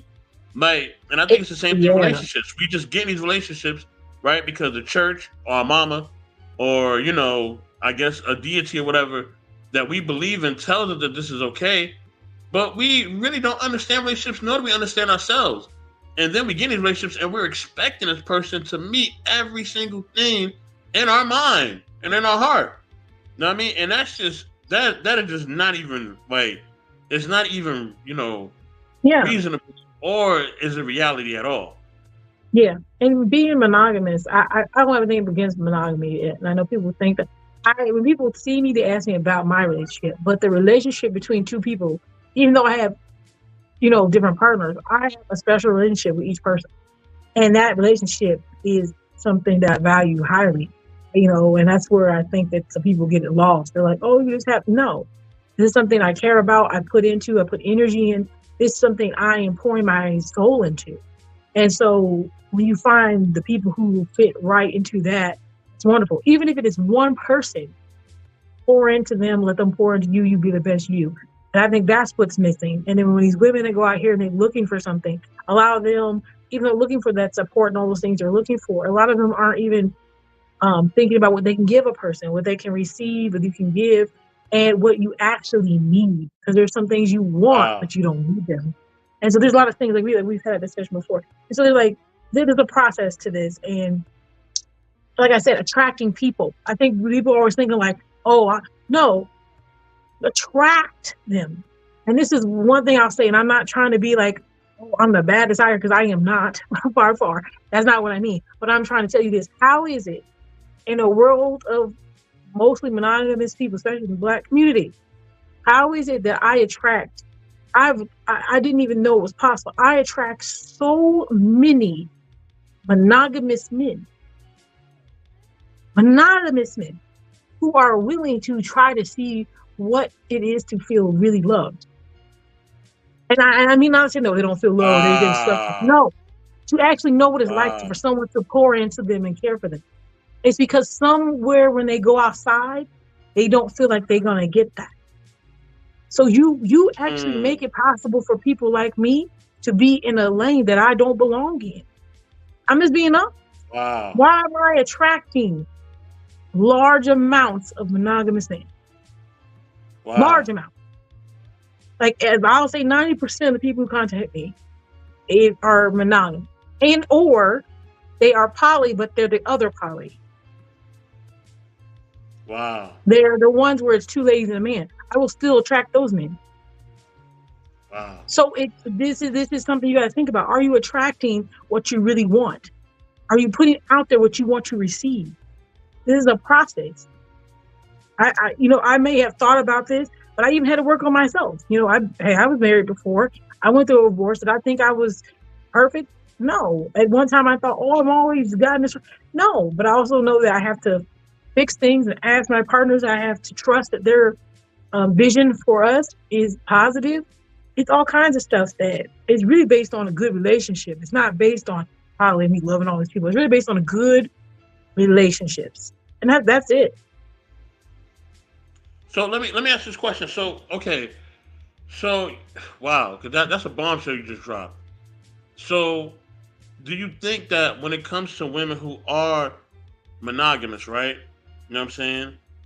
Do you think that they just have a hard time just showing love to the men that they're with? Do you think that they have this concept that the man is supposed to go out there and work all the time, and they come home and all they gotta do is cook and maybe give them intimacy? Like, where's the disconnect? Because if they want monogamy, right? If they're really seeking that, then wouldn't they honor and treasure that man just as much as he honors and treasures them, if not more? You know what I'm saying? But I also will hold the men accountable too, and I'm holding men accountable for the men who basically, who are basically, sleeping with women and creating a bunch of babies and things of that nature, and they're not willing to basically really be with these women. You know what I mean? So they go from woman to woman, right, or house to house. They don't care who they get pregnant. They don't care what diseases they give them. They're just slinging it, right? No protection or nothing. You know what I mean? And then they're mad at the outcome of whether it's kids or diseases or whatever else that comes with them. But you're not protecting yourself, right? You're not protecting that person that you're with. Women will much rather respect a man if he's out there and he may have somebody on the side, or he may have somebody that he's talking to, but he's using protection.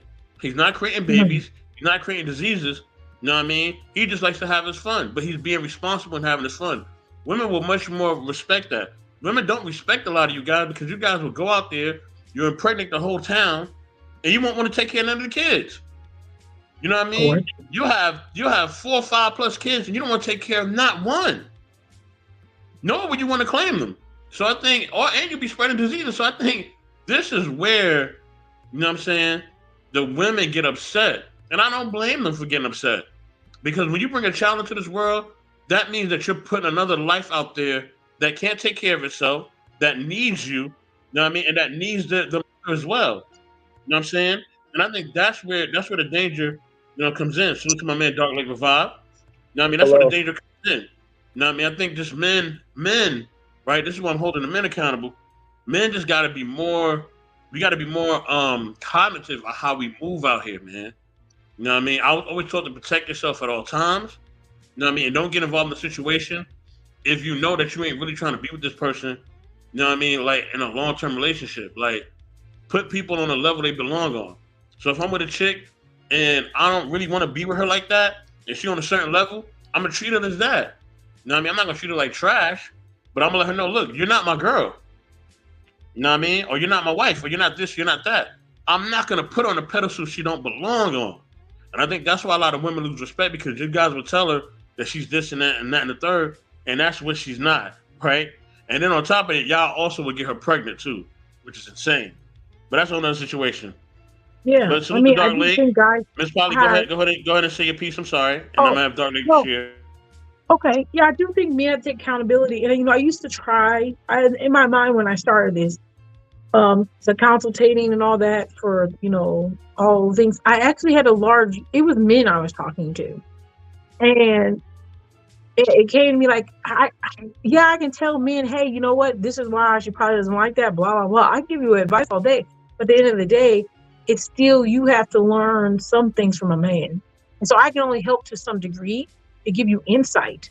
But that's even me. I had to switch kind of my role, and that's what I'm trying to do this year, is be more talkative to the women, because at the end of the day, men like to socialize with men, and there are men showing men how to be men, and women should kind of go over here. And I'm not saying I have to do it all the time, because men would call and ask me about poly stuff and ask about those things, or how do you do that? Let them know, hey, you know what, you're treating women wrong. And then when you go outside, you wonder man, there's so many bad women out here. But you have to realize you're not the only man in the world who's treating women bad. So now that everybody was fishing and they got all these fish and took them and touched them all up and threw them back in the pond, y'all want to know why the pond's bad. The pond's bad because everybody was doing the same thing. And now when you want to find a good fish to take home to cook, you're having a problem finding one because they're been tainted. So I think that is like a thing that I had to focus on too, kind of like figuring out like where I'd be the most helpful, and finding what lane that I should kind of approach now. Wow. Thank you for sharing that. Dark Lake, what's going on, bro? Holla at me. How y'all doing? Hey, Fine. hey, what's going on? So I think it's an important conversation to have. But when it comes to this subject matter, I gotta, I'm just appreciative that anybody lets me on their panel to add my 2 cents, because I'm kind of passionate about this subject matter, especially when it comes to the overall black male image. I think there's a overall problem with a narrative attached to this. Like you were talking about, you holding a man accountable, best in the world, because these men are getting these women pregnant, right? I don't agree with that. I don't think men are getting women pregnant. I think women are having men's babies. And that's a totally different thing, because you were talking about the man having 4 and 5 different baby mamas, right? Well, that guy doesn't account for most men or black men in society. Those are the men who a lot of the women are choosing to procreate with. So you got to think about it, guys. It's like if a man has 4 baby mamas, right? The 5th woman he comes into contact with, for whatever reason, right? She's more than likely willing to have his baby. It don't matter if he's taking care of his kids with the prior woman or not. They're going to have the baby with that guy. I don't know if they find it as attractive or as the competition is enticing to them. Like, oh, I'm going to be the woman who he takes care of the kid and settles down with. And F those other women that he's not really doing anything for. Maybe that's what it is. But the thought doesn't come, like, when you look at the bigger picture of things, if a dude has 4 baby mamas, right? That is 4 other men or black men in society who don't have a wife or don't have a girlfriend, because those 4 women have a baby by one guy. So instead of looking at it that way, for whatever happens, maybe they like the guy, the woman becomes the 5th baby mama. So then now that's 5 black men in society who don't have wives or don't have girlfriends because there's 5 women who are knocked up by that one guy. So I'm not critiquing whatever they like, but we can't put it all on men when it's illegal to have sex with a woman without her permission. And then if the woman gets pregnant, it's 100% up to her whether the baby comes into the world or not. It's not up for the man. The man has no rights in that regard because a woman's body, a woman's choice. So that's, and I'm not trying to say that, Mr. Best in the World, I'm not trying to say that your worries aren't validated. Yes, I think there should be accountability on men. There's dudes doing reckless shit out here. You're 100% right about that. But it's not the whole picture. It's not the whole story. Like if women are choosing to get with those types of men, and from the looks of it, this idea that is a particular percentage or a smaller percentage of black men in society, that idea hasn't even resonated with most women. They don't know that when they get with a guy who already has several baby mamas, they don't know that that guy accounts for a smaller percentage of the black male demographic in America. They don't know that on the one block, and I'll just end it here, on the one block, that one guy in the house on that block has 5 baby mamas. They don't realize that there are 12 other black men in that same neighborhood on that same block who don't have several baby mamas. They're seeing it as that guy, because I met this guy and I'm attracted to this guy who has several baby mamas. The 12 other black men also have several baby mamas. They think that black men are all doing the same thing, and they don't understand that that's a demographic of men who they're attracted to. I'll end it there. No, I know what you're saying. Like, why are you attracted? Why are women attracted to something that is clearly not going to work? See, and that's where I think women have to start being a little bit more logical. Yes, it could be go back and 2 fathers not being in the home, whatever you want to say. At the end of the day, instead of blaming things on what has happened, because you can't change past, you can only change the future. Which is, you need to go ahead and start thinking more logically. Actually thinking logically. Well, if I date this man who's got 3 other baby mamas, even though he's so sweet to me now and all that, at the end of the day, is this someone that is going to be a good person to marry or a good person to lay down with? You know, that doesn't seem like a smart move. And that's on both parties to make better decisions. And to be honest, the ones who do have kids, because you don't want to leave them out either, the ones who do have children and whatever, you know, hey, why don't y'all start hanging out with the ones who do have kids? Like, why aren't you trying to find, and yeah, then you'll have a blended family, might be bigger, but at the end of the day, I think of it like that. Like, you could be taking somebody's husband away because you just want to get some D. Because now he's got to spend 18 years making sure you're good, and you don't even want. That's a selfish move. Yeah, and also too, and the men are selfish too for just being reckless and getting people knocked up when they know that they don't have any plans to take care of that woman or the kid. They're literally taking away the potential wife or some black man who would want to do that. And I want to make something clear, right? I don't really believe in absolutes like that. I don't think just because a woman gets with a black guy or any man at all who has like prior situations happening that didn't work out, I don't think it's a definite that won't work. I'm not trying to say that all men under that category are bad men, right? It's anything's possible. A dude could have 2 baby mamas, right? And they just didn't work out.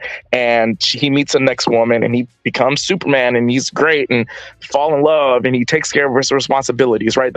I'm not saying that's not possible. I'm not trying to critique what women like. I'm just saying that what I think is kind of unfair is if we look at the stories behind these disgruntled women who project their grievances online about black men. If the stories are like common or if they're repetitive, right? it's not fair to then disparage the whole male image, right? And say N words ain't this, N words ain't that. This is what's wrong with black men, or like Princella Clark, black men are incapable of love, and da da da da da.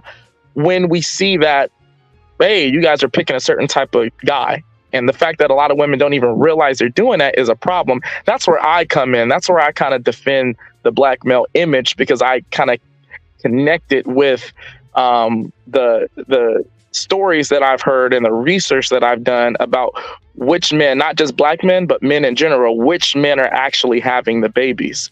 And so that's all I'm saying. I'm not trying to,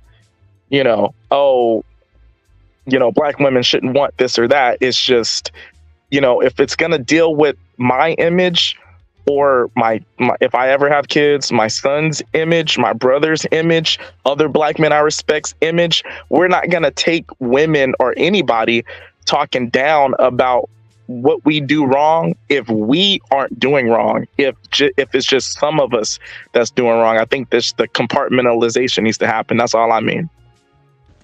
Yeah, I agree, and I think that was what I was trying to say. So I wasn't talking about brothers like you, or brothers that are actually like myself, who actually are not running around impregnating nobody and giving people diseases. I ain't talking about that, right?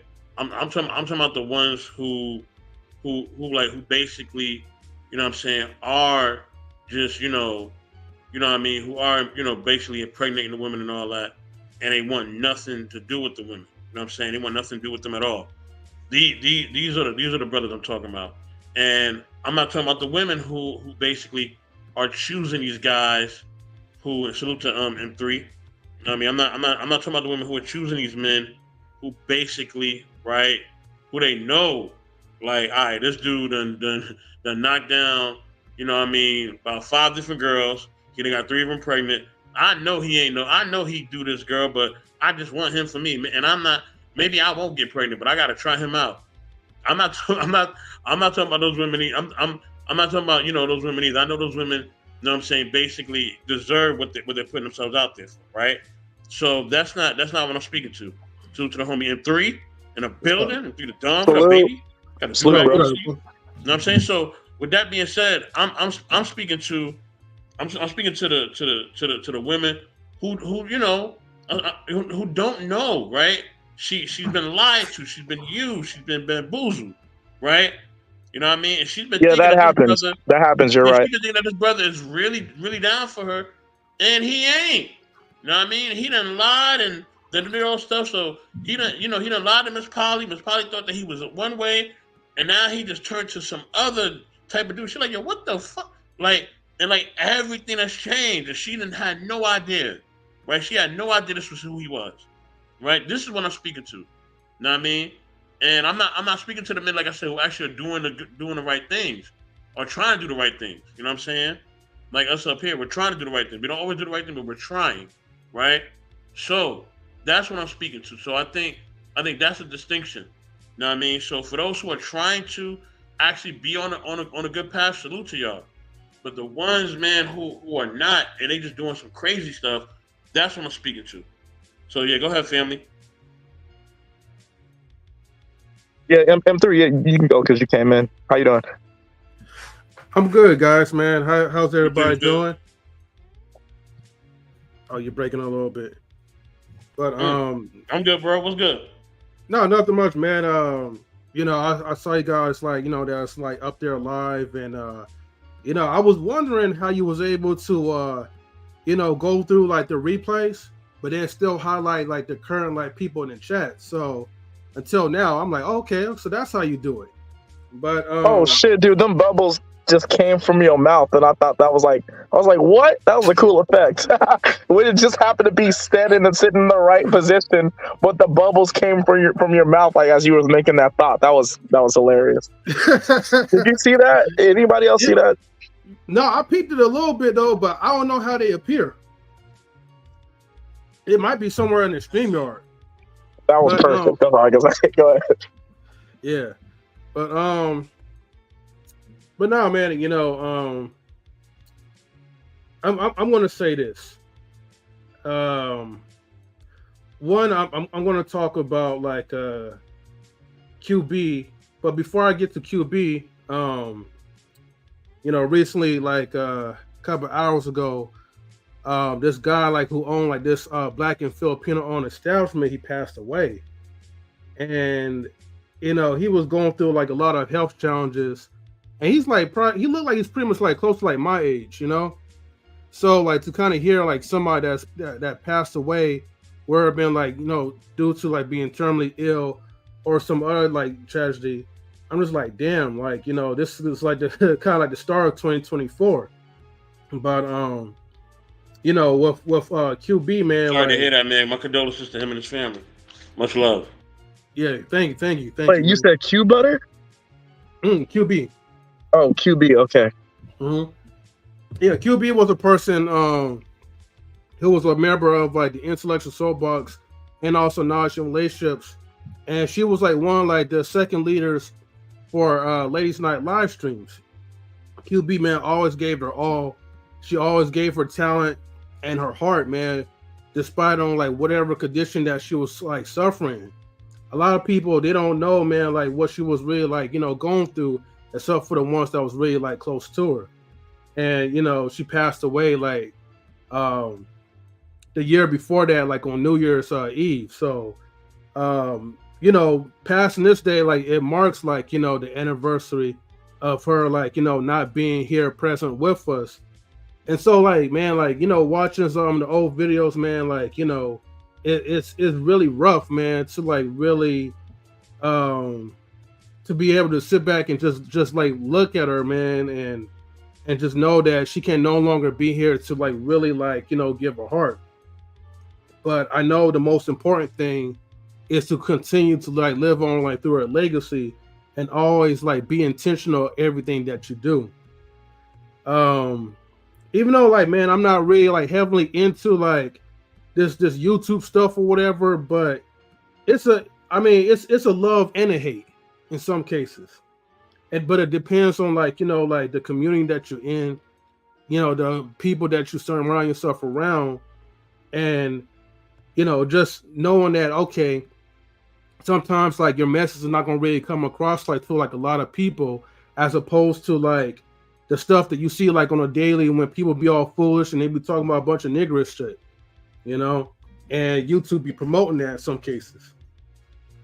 But I know the main purpose, man, is to like for all of us to keep grinding, keep doing what we're doing, and just never stop, like no matter how like we feel. And that's something that I really learned from like from working with QB, is that you just gotta keep on going.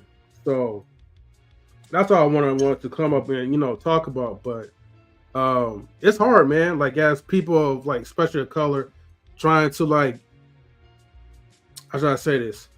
You wanna create like a platform where you can have fun, but you don't have to be like like amongst the norm.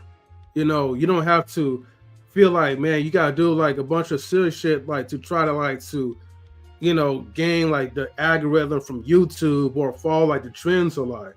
It's just that whatever you want to talk about, you're just hoping that more people will just be like-minded and in tune to like what you believe in, and just continue to like grow like the Mecca. So I'm gonna digress on that one and let you guys rock out. Thanks for sharing that, man. No problem. Definitely. What do you think about the relationship stuff we was talking about in 3? You know what I mean? I don't know if you heard some of that, of what Miss Polly was saying and what I was sharing. No, that was the part like I kind of missed because I had to mute everything before joining up.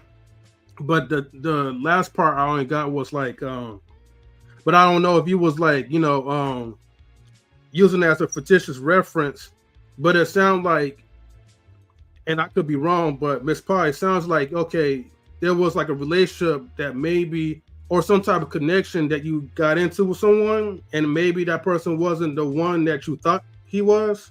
But I'm not for sure. I'm just only assuming. No, that was a point of reference. That was a point of reference. That didn't really happen. Okay. Oh. Well, I don't know, Miss Polly. If it did, then you can share. But I would just use it as a point of reference. I'll tell you. Okay, so I always ask like, what one thing is bad about you as a person, right? Like, so I actually am Like even though I'm group mentality minded and stuff, I think one thing about me that's not the greatest thing that I like, but I work on is detaching from people.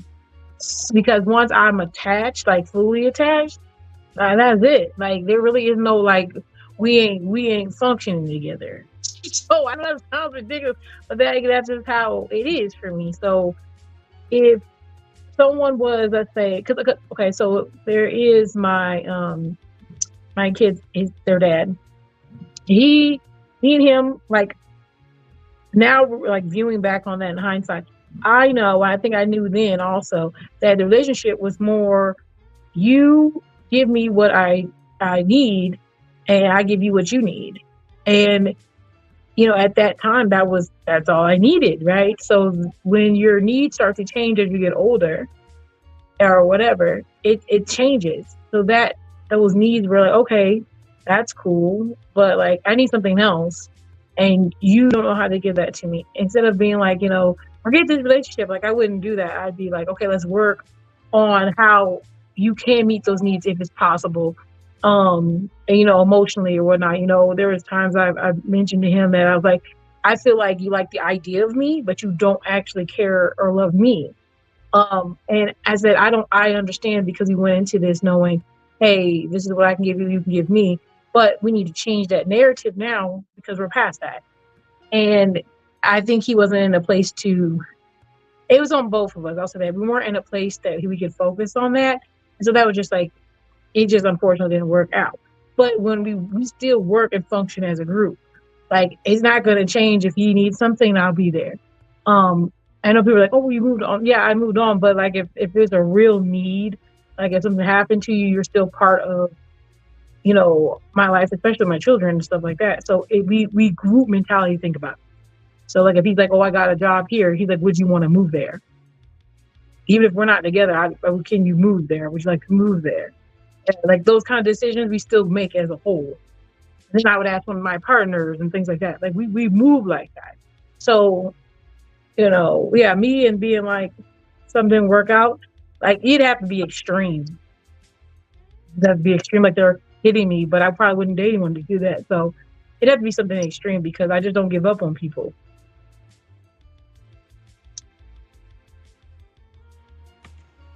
Okay, but do you believe there's a time and place to be like, this is the queen, I'm glad that you stepped in?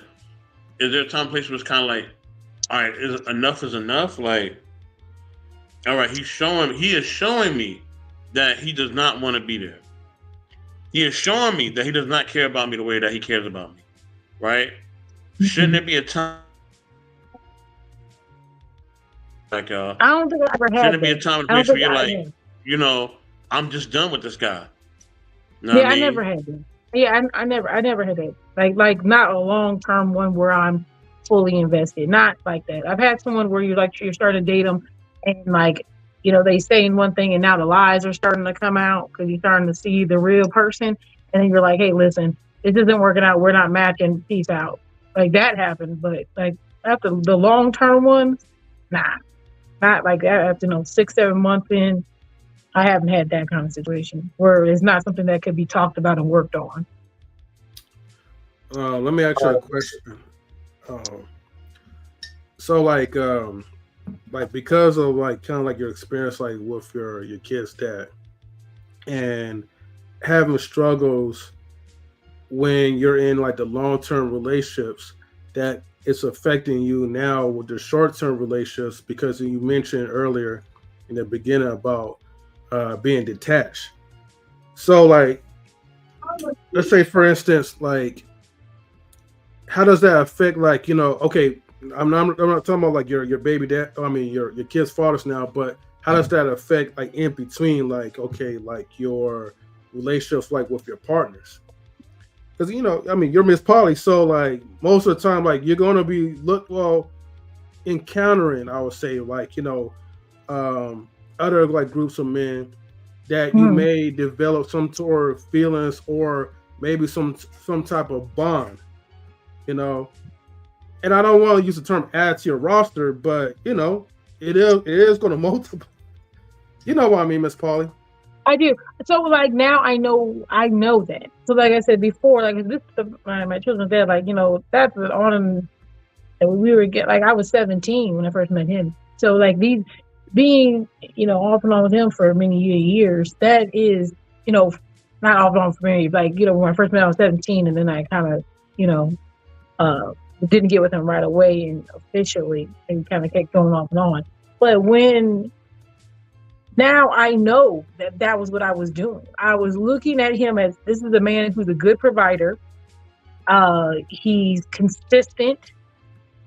He doesn't mind me being able to do. I was very free. I mean, he lets me do a lot. I let him do lots. I go where I want it and do what I want.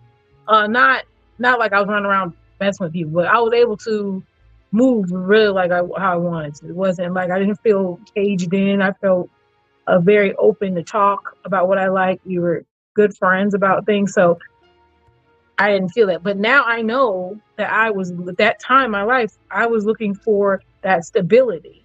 And that was all I was looking for. And if you met kind of that stability place, that was what I was told that you should be looking for. I was told that many times. I was pushed to talk to him multiple times because of that. Oh, he's a great guy. He's very stable. Why wouldn't you want him? And I was like, okay, that's what kind of started off as. And then later on, I'm like, okay, we got stuff in common, all these things. Yeah, and I just was like, okay. And he went into it knowing that I would be a person who was going to take charge and be in control of that thing and move things and come up with ideas.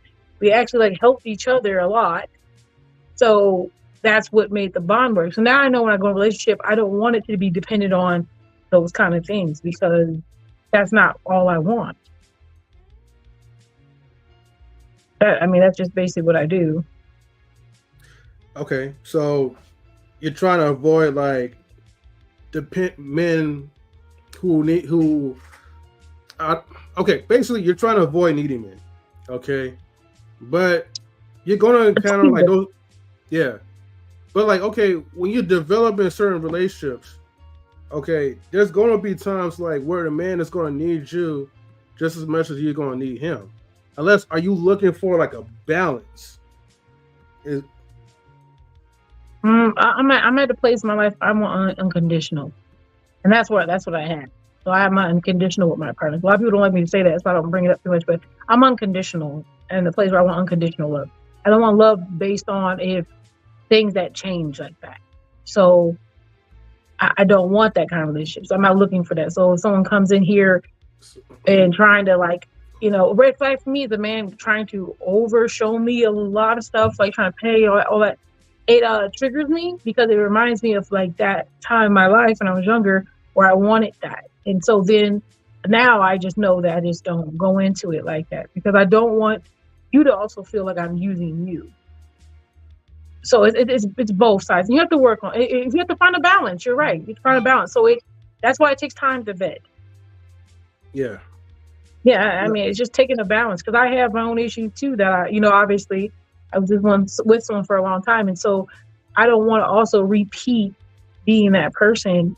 And I want to be someone, a little bit better than that. So obviously I'm going to try my best not to find people who, I'm overly dependent on because then I'm not also doing my part. That's how I feel. So kind of like an interdependent type of relationship where it's you have your own dependency as an individual, you're independent as an individual, but you know how to come together.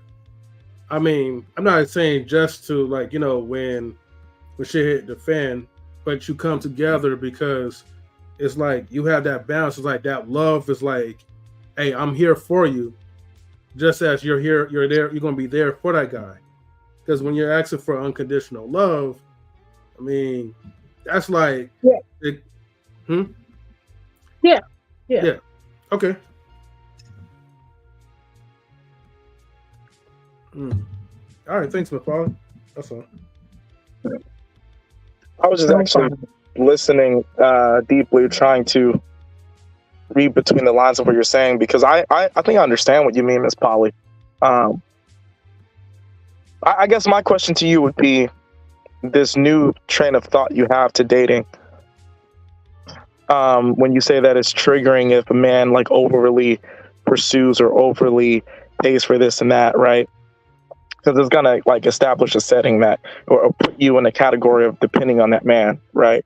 So I guess my only question would be, are you expecting men to just assume that about you when you meet like new men in your dating life today?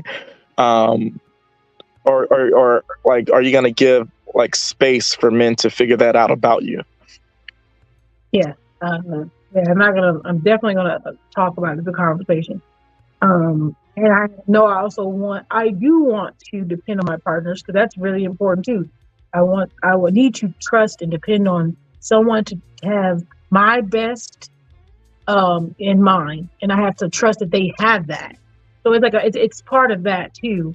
So when someone starts doing it a lot, it triggers me because I always felt like I was being purchased, and that's something that's just triggering for me.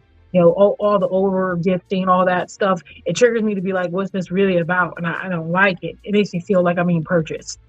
So that's just something that triggered me. So when you say you do want to depend on a man, what does that entail? Like, what do you mean exactly?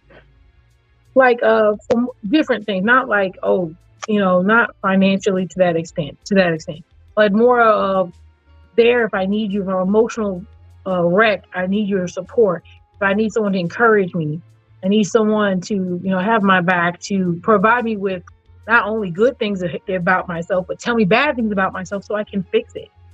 Trying to uplift me to be the better person. That's what I'm looking for. I don't want the person who's always telling me I'm great, because that doesn't help me be great. It helps me stay still. So like those things I'll take into account. So I do want a partner to hold me accountable also. And I want to do the same for them. Okay, so I have another question there. Because it's well. Hold on 1 second, M3. I just want to see if Queen got something to say real quick. She's sitting here quiet. Queen, is anything you want to share? I don't know what you guys are talking about, so yeah, I'll just stay quiet for it. Yeah, what's up, Spaceman? What up, Queen? How you doing? I'm all right. Hey, Polly. Hi. Hi, Dark Lake. Yeah, I don't know what the topic is because I heard M3 mention QB, so I know you put on a show of hers earlier. I don't know what the topic is, so yeah, I'm okay. It's okay. We all vibing. It's all good. Yeah. Yeah.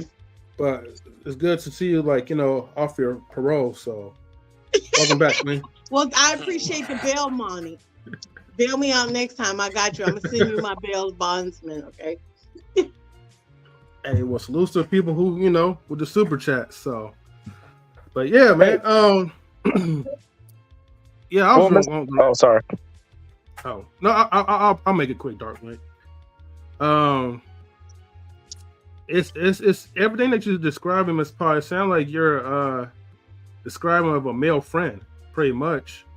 But my other question is that like, well, you have two partners still, right?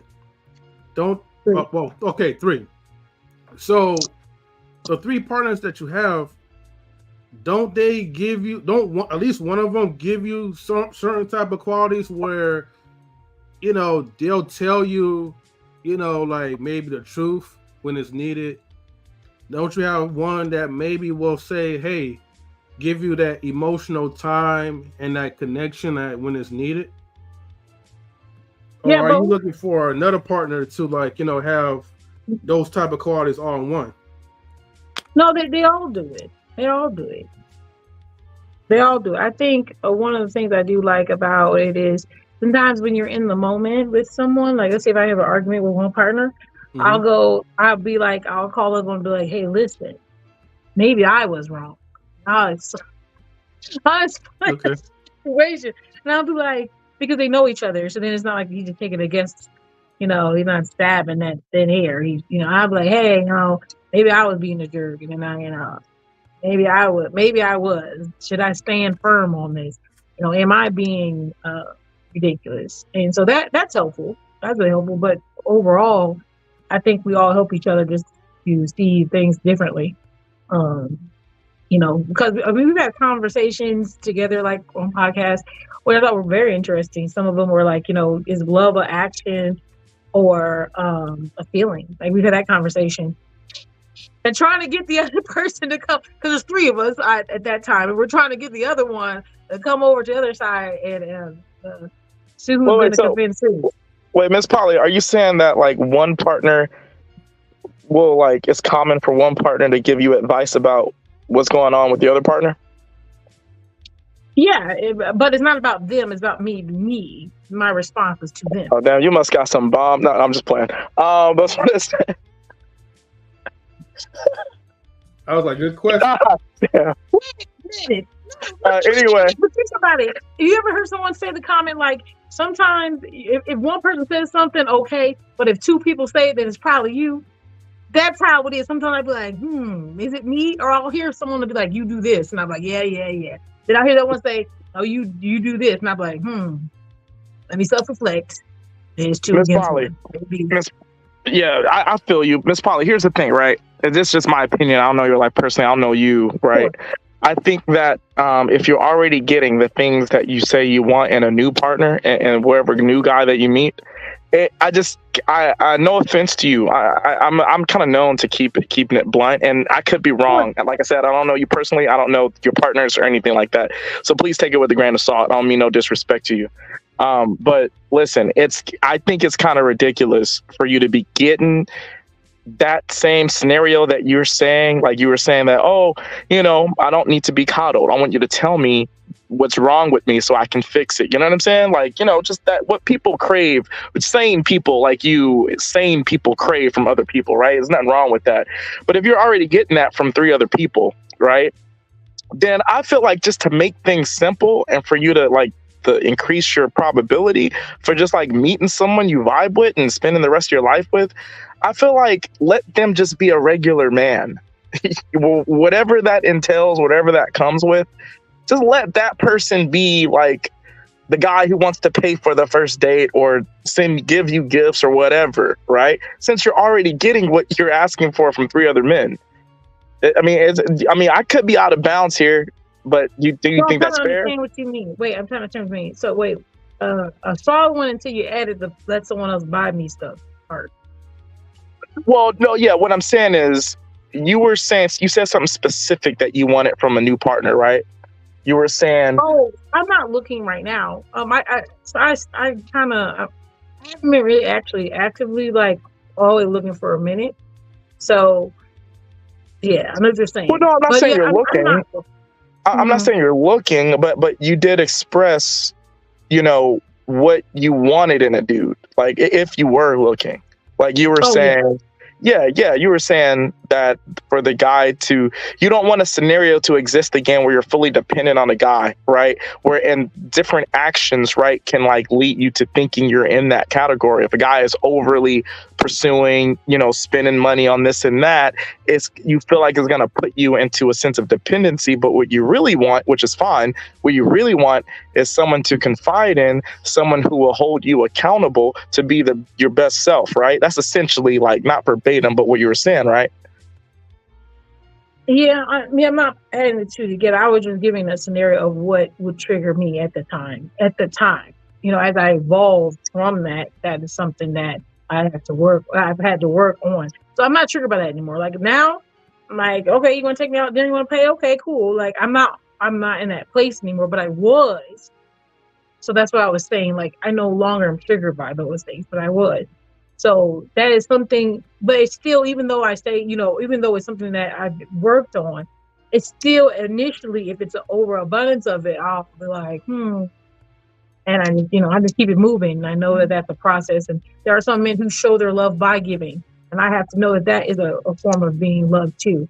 So, like I said, that's the process that's taking place. But like Free said, the men I am getting what I need. Each relationship is a fulfillment. It's not I'm missing something, so let me find someone else.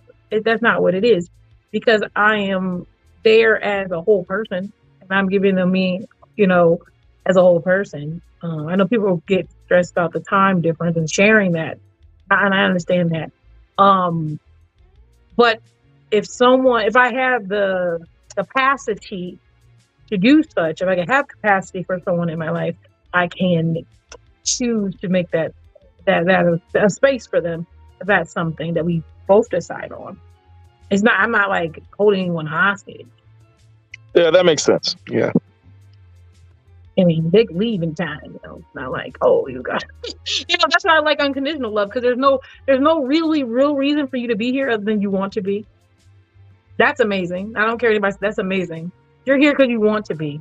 It's not because you help pay something. It's not because I have kids with you. It's not because of anything else, but you want to be here because you enjoy me and I enjoy you. And that's it. Well, see, the thing is, too, is that, like, and that's how it should be. But, like, when you were younger, that's not what it was. When you were younger, there were conditions to these guys that you met, right? And that's what most men, when they go into the dating market, that's the scenario that we're accustomed to. We're kind of like, it's almost in our DNA at this point. If you have nothing to provide, she ain't giving you the time or day, right? Yeah, so I just wish that women, like young people in general, men and women, I wish they shared that same sentiment that you have now, like when they're first starting dating, because I feel like it would just heal a lot of shit, in my opinion. Nobody wants to love unconditional nowadays. They want to love conditional because it's tangible. And people believe in tangible things. Tangible, that means I can keep you here because of this. Or you'll think twice about leaving because of this. And then that also allows you room to do what you want to do. Because you're like, oh, they're not going to leave because if they leave, they're going to pay child support. I'm not saying everybody thinks like that. I'm just saying there are people who think like that. There's people who would think, like I said, the gentleman my children's dad, when we were going through our time when we were kind of separated, he made a comment. He hated that I worked, but I love to work, but he hated that I worked.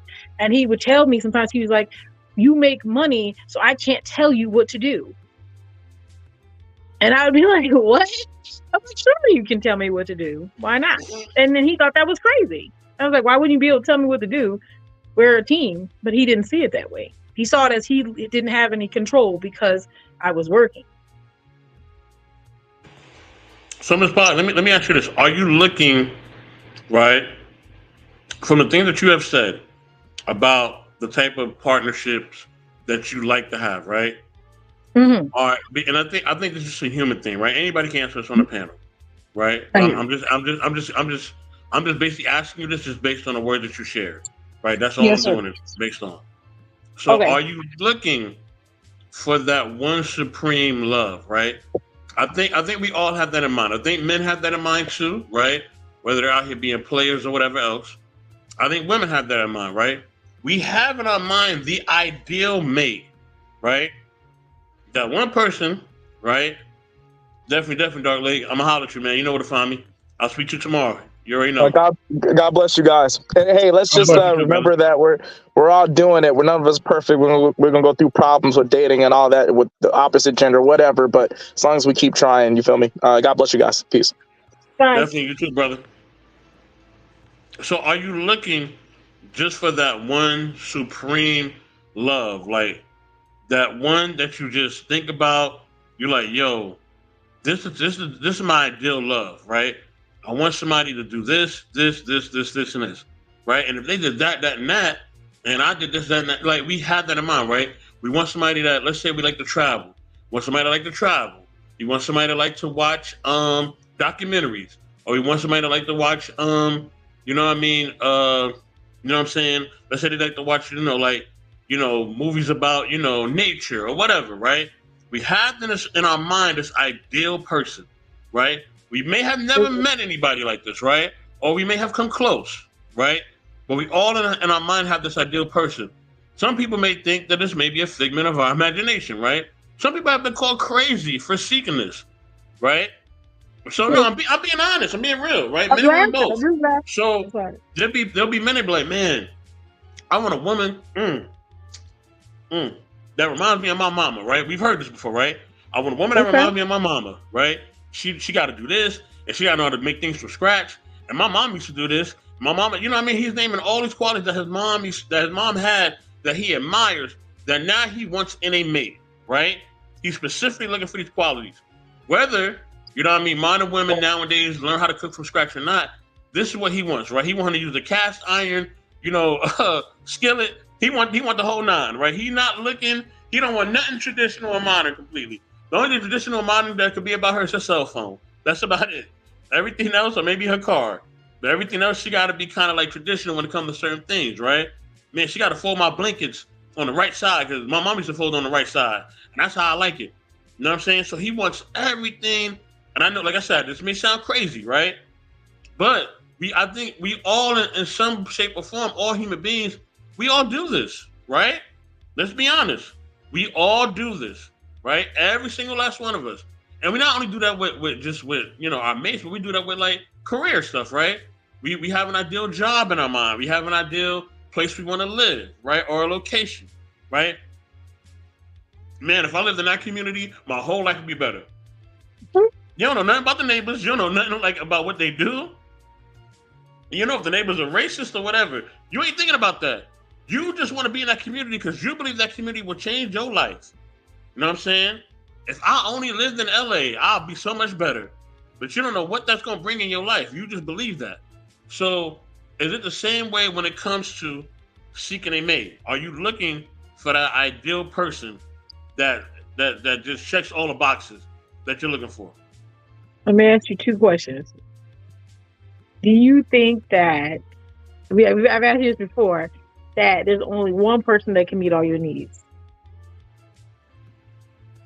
I think it could be Never. one person. He said never. Wow, damn. Okay. I think it could be. It could be. I'm not saying it can't. I'm saying it could be one person that meets what you're looking for completely, right? It could be. Right? It could be. That could be something that happens. Does it happen often? No. So what M3 is saying is correct, where the probability of it is very, very, very slim. You probably have a better chance of probably getting struck by lightning or some other variation of things, which I know people don't tell you this, right? They don't want to hurt your little feelings. They want you to believe in love and whatever else. But you probably had a better chance of probably hitting the lottery than you finding somebody that meets really all your needs, probably, right? So, let's be honest. Okay, well, then that will conclude the answer that there is no real person that meets all your needs that's going to hit all these things because no one's perfect. So then there isn't really any true, like, this is like the perfect situation that will ever come up. You'll get close, and you can get close multiple times. So, I mean, even if you had a list, I think because of the fact that this statement is true too, and there's always going to be someone bigger and better than you, right? Always.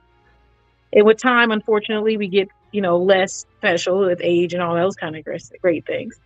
So what I'm saying is that even if I was to see someone that is nice and amazing, there's always going to be someone else to top them. So I think that's a lot of issues too, with people. They'll find this boyfriend, they think they're so amazing, and then 2 years later, they find someone else who seems more amazing. So you just switching partners every time you find the next one. That just shows that you just basically are trying to find that one person and no one else matters because you're worried about the ideal person that doesn't really exist in the first place. Or could it be? I'm gonna let you go in 3. Or could it be pulled away by desire? Right? I'm not talking. Wait, hold on, because I'm not talking about essentially desire, right?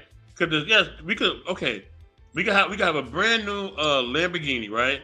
But we see a McLaren come down the street and be like, I don't want my Lamborghini no more. I want a McLaren. You know what I mean? Like, it could just be that quick, right? You know what I'm saying? So it's a desire. The Lamborghini may have better features, maybe a faster car, maybe a better car, maybe worth more money, right? But when you see that McLaren, and that's what we want now. We're not thinking about nothing else, right? Because that's what we desire. But what we need is all right there in that Lamborghini. They got everything we need, right? And if we really did the research, which most people don't do, right? That will make us see that we have everything that we need. So it could be the same thing with a person. That person could be everything you need, but are you really doing the research to see that? You know what I'm saying? Okay, so or if everything you need. Well, if everything you needed was to steer something and to make sure the windows were clean, that means a Toyota Camry also could be something that meets all your needs too. I get an extra upgrade. She said a Toyota Camry. Lord have mercy. I'm saying because you're going to Lamborghini. What if there's a Toyota Camry because that's not everybody's needs. Like, remember, we have to go needs, wants, right? So your wants might be something you're like, oh, I can do without some of the extra stuff. All I need is basic. So you're basically telling me the ones who meet your basic needs are good too. And then the one that you found, but you found a Lamborghini that had a little bit of extra, so she's great too. So you have to, you see what I'm saying? So you're still making it seem as if there's more than one. The problem is we're always going to struggle with something that we want. Like anything that we need it's gonna be easy. It's gonna be there. You know what I mean? So from cars or to like having like a place to stay, okay? Anyone, you know, if you have like maybe like a good job or decent job or whatever, maybe if you have some roommates or so to help cover certain portions of rent, you know, your need is basically to not be homeless. Now you have a place to stay, but of course you're not going to be content. And let's just say like, okay, you have a place of your own, like you live on your own or whatever, you have a good job that's covering those things, but now the home is not good enough because the novelty wore off. The problem with us, with like just humans in period, right, is that like we have everything that's taken care of, right, through the eyes of the beholder or whatever, but we're never going to be fully content because we see stuff, whether it be on TV or advertisement, and then it makes us feel like what we really want is going to be now a need. You know what I mean? And then that also like applies to like, you know, relationships. You have a person that could, let's just say you find a person that could give you everything, almost anything that you want, which is still damn near impossible. But let's just say to like at least like maybe at the bare minimum, the person is like giving you the love, the romance. The person is giving you something that like maybe things that you probably need financially, but you just know that that person provides some type of security. And again, like you said before, there's always going to be someone that's going to be even better than that person. You know what I mean? Now the thing is, what you're going to do when that novelty from that person wears off, and you're like, man, there's a new guy out there, and he's doing things 2 times greater than what that person is doing.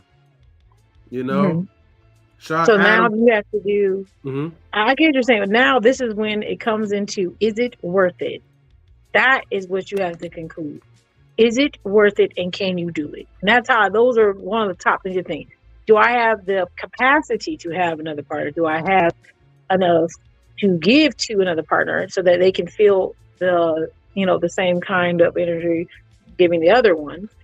What are their needs and wants? So am I going to pour into them what they want and need? Or is your love, or is your love truly unconditional on your end? And then sometimes the answer is no. Like if the answer is no, and why do you? And another question is, like you said, if I'm sitting here with the people I'm with now, right, and we have everything flowing, everything's going right, and I just see something shiny, that's impulsive. That's impulsive because you're lusting. At that point, you're lusting because you don't know anything about that person, don't know anything about them, and you don't know how they're contributing to your whole, as a whole. So now at this point, you're just envious of what others have or others want. You have to really put that in check too. You have to put that in check. There's a lot of guys that are like, oh yeah, they're never cool, but they don't fit. They don't match. They don't belong here. And it could be something not because they're not a good person, just because I'm like, oh, you know what? You know, if I see that you could have something greater and it's not here with us, or this isn't, you know, something I think you're to be part of and make greater. And that's just what it is. So it's also being selfless. Because you're not worried about just you, you're worried about them also. So even though I don't know the person I'm maybe vetting to that degree, I get to know them and start seeing, okay, you know what? You have things that are going on that aren't on the same path as us. Just because you look good or I like you doesn't change that fact. So I have to be the one to say no. And that's a big thing to do. Because you can still want someone and still tell them no. It takes a lot of self-control to do something like that. So working on all those things as a person really helps you be better when you're out here dating. And I have partners who help me too. I'm not alone in this. You know, I have other partners who are like, hey, you know what? That person maybe doesn't look like they, you know, how would they fit in here? You know, I get asked lots of questions from everyone. So it's a group process. Yeah. Yeah, I'm not okay, so I'm not discounting the fact, you know what I mean? In the 10 minutes I'm gonna end this. We can chop it up in the background if y'all want. You know how I do. But yeah, I'm not denying the fact of what you're saying, right? Like, and that's what I'm actually speaking to. I'm speaking to, like, yes, you actually are looking for an ideal person, not because you're lusting after them, but because you actually have done your research, right? And you see that this person is genuinely everything you've been looking for, right? This is not somebody. It's not like you just walk into a supermarket, you see Idris Elba, and you're like, oh yeah, I gotta have that. You know what I mean? I'm not talking like that. I'm talking about you actually have gotten to know this person, you've invested in them, and you're like, yo, this is everything I'm looking for. You know what I mean? Because you basically have you have either gone out or you have done different things, or you've had conversations about, you know, your morals, values, your beliefs, your hobbies, right? Things of interest, right? Passions, career, everything else. And you're like, yo, this is the person that I need to be with this person. You know what I mean? I need to be with them. They are what I am looking for. You know what I'm saying? You know, and I think everybody has. How would you like that. us to answer that? A monogamous mind? If you're dating up to someone else and you find someone who else who you believe you should truly be with, then you should break up the other person and be with that one person. But in my mind, because I'm not, if I find someone who qualifies to be a person who is high matching with me, then match with me, nothing else changes. My love for the other people doesn't change. So why? What changes? Because, right, you and I've seen this, right? I've seen this with a lot of celebrities, right? A lot of celebrities, they'll be with somebody, right? Because I've been like, y'all know I watch a lot of documentaries. Y'all know that, right? I'm a documentary head. You know that. I've said that plenty of times, right? And a lot of these great people that we love, right? We're like, oh, this is my hero. I love them, right? They have more than one marriage, right? They have more than one of this, right? Or more than one of that, right? You know, these are people that we admire. We love them, right? But for some reason, right, they didn't just have one relationship. You know what I mean? They found something, and then the relationship that they known to have, or the person they known to be with, wasn't their first go around. It maybe was their second or third or whatever else, right? We see it in the media all the time, right? We can use Will and Jada. We can use Will and Jada. We can use anybody, right? We can use any example. Steve Harvey, anybody. Did they break up? No. I'm not. I'm just using it as a point of reference, right? Oh, because Will Smith was married before Jada Pinkett. He had a first wife before her. You know what I mean? Who his oldest son is by, right? Right. Now, he had a desire to be with someone else the whole time. He said I really wanted to be with a different person, so it didn't matter. And on top of that, his wife probably wanted to be monogamous. So he's saying that, hey, I actually wanted this the whole time, but I settled for you. But now I have an opportunity to be with what I really wanted to be with. So now I'm removing myself. So that didn't change anything. It's just that he just settled so he could have a life that he was dreaming of, even if it wasn't with the person that he would like to have it with. Yeah, exactly. So I'm not disagreeing with your point, Ms. Polly. What I'm theoretically saying, I'm sorry, I'm not trying to cut you off, but what I'm theoretically saying is this, right? Theoretically, what I'm saying is that there is times where we, like I said, even the people that we admire, that we love, right? We see that they have been with somebody or married multiple times, right? Steve Harvey too, right? I think it's his fourth wife or third wife, however many it was, right? And I'm not bashing him. All I'm trying to say is that all the people that we have admired or we try to look for as, oh, those are the ideal relationships. That wasn't the person they started out with. Like, they started out with somebody else. And now we see this and we're like, oh, okay. And then they're like, oh, this is the person of my dreams. But like, yo, what happened to their first wife or their first husband? Like, what? I thought that was the one. Right? So, you know what I mean? Like, I'm saying that, like, or some people, they may meet that one person, like Denzel, right? He only had one wife, right? He never had nobody else. I think Samuel Jackson's the same way too. where you only have one wife, you never, I think, marry nobody else outside of her. So yes, it is possible, right? So we do have people where they have been with one person, and that's been it. You know what I mean? So I think that you could find that one person that you truly want to be with. The first time that can happen, right? Or it may take you multiple times. But I think ideally we all are just seeking that one true person, right? We all are seeking that. And we're not satisfied I think till we that there's find that. some. I think there's some who are like that, and I think that's wonderful. But I don't think it's everyone, because not everyone is in that mind. And I get understand it's like a different mindset for me. Like I'm like, oh, let me find this person. This person wasn't the first one that I was originally with, but yet, this is the next one. I think it's based, and then those people you named are older, and divorce is not something that they just be like, oh, F it. That it also comes with that a generation of people who didn't leave each other, no matter what. So there is that's part of it too. So now we're in the age of people who see freely to move differently. I'm not saying it's right or wrong. I'm just saying they do. And it's not based on anything other than, can you give me what I want? Can I give you what I need? And that's why I said, no, I don't want conditional, because it's so easy to tie in conditional relationships and be scarred by that very badly.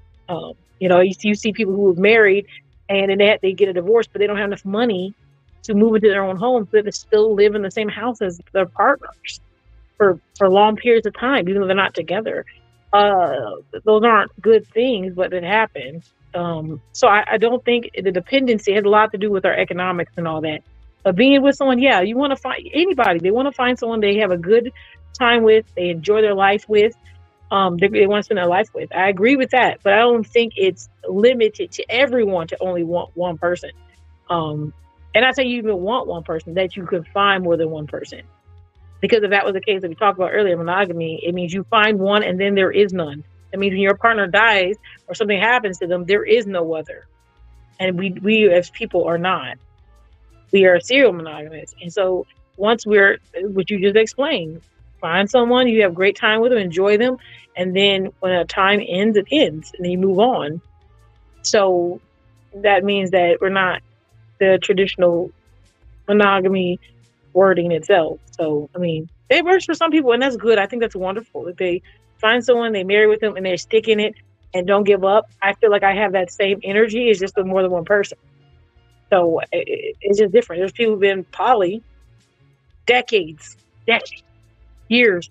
There's a couple of them I think up offhand. There's like these three men.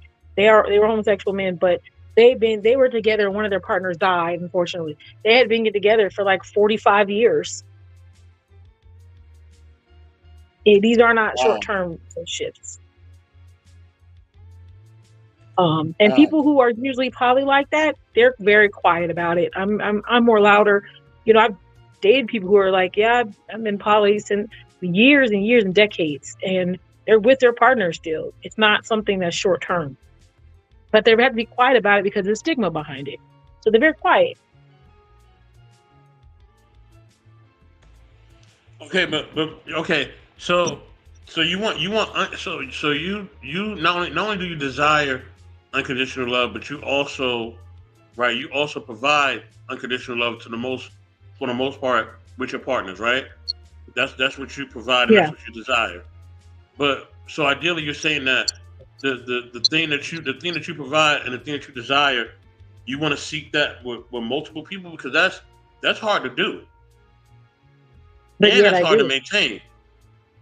Yet I do it, and others do too. I'm not alone. It's just, I think I'm just louder with it. I'm not alone. I mean, there's like literally, like I've dated police officers, I've dated detectives, I've dated all kinds of people. It doesn't matter where they are. It doesn't matter what job they do. It doesn't matter where they are. It doesn't matter any of that stuff. I've dated younger people, and I'm not saying that. I'm saying, or they're interested in me. It's because that's not what it's about. And that's what it really is about, having that long, they're really in search of long-term love. That's what it is. Just like everyone else. Okay, so my question is that, are you fully content? 100%. Yeah. And if because someone asked me this too, like if one of my, because I think I'm at the point of closing. I'm at the point of closing. So that's what I was been doing anyway. But it's not necessarily because of me, but it's just for the whole purpose of our pod and everything. I think I'm to the point of closing, and that basically means like I'm just whoever I'm with. So those people fall, like if something doesn't work out, I don't add more. It's just that's it, because I feel like I have long-term partners. I have lifetime partners I will spend my life with. So this is something I'm coming to that place where, you know, obviously like that's my goal. So then anything outside of that's not relevant. Okay. Oh, okay. So that makes sense. Let me say this last point, because I'm in this right now, man. Thank y'all all for tuning in and watching us, man. You know what I mean? I'm not even gonna play my outro. I'm just gonna end this, okay? Yeah. Okay. But, okay. With that being said, y'all, salute to QB, salute to her family, salute to everybody, man. With that, I am out, y'all. I will see y'all tomorrow on Smitty's Corner. Peace. Okay.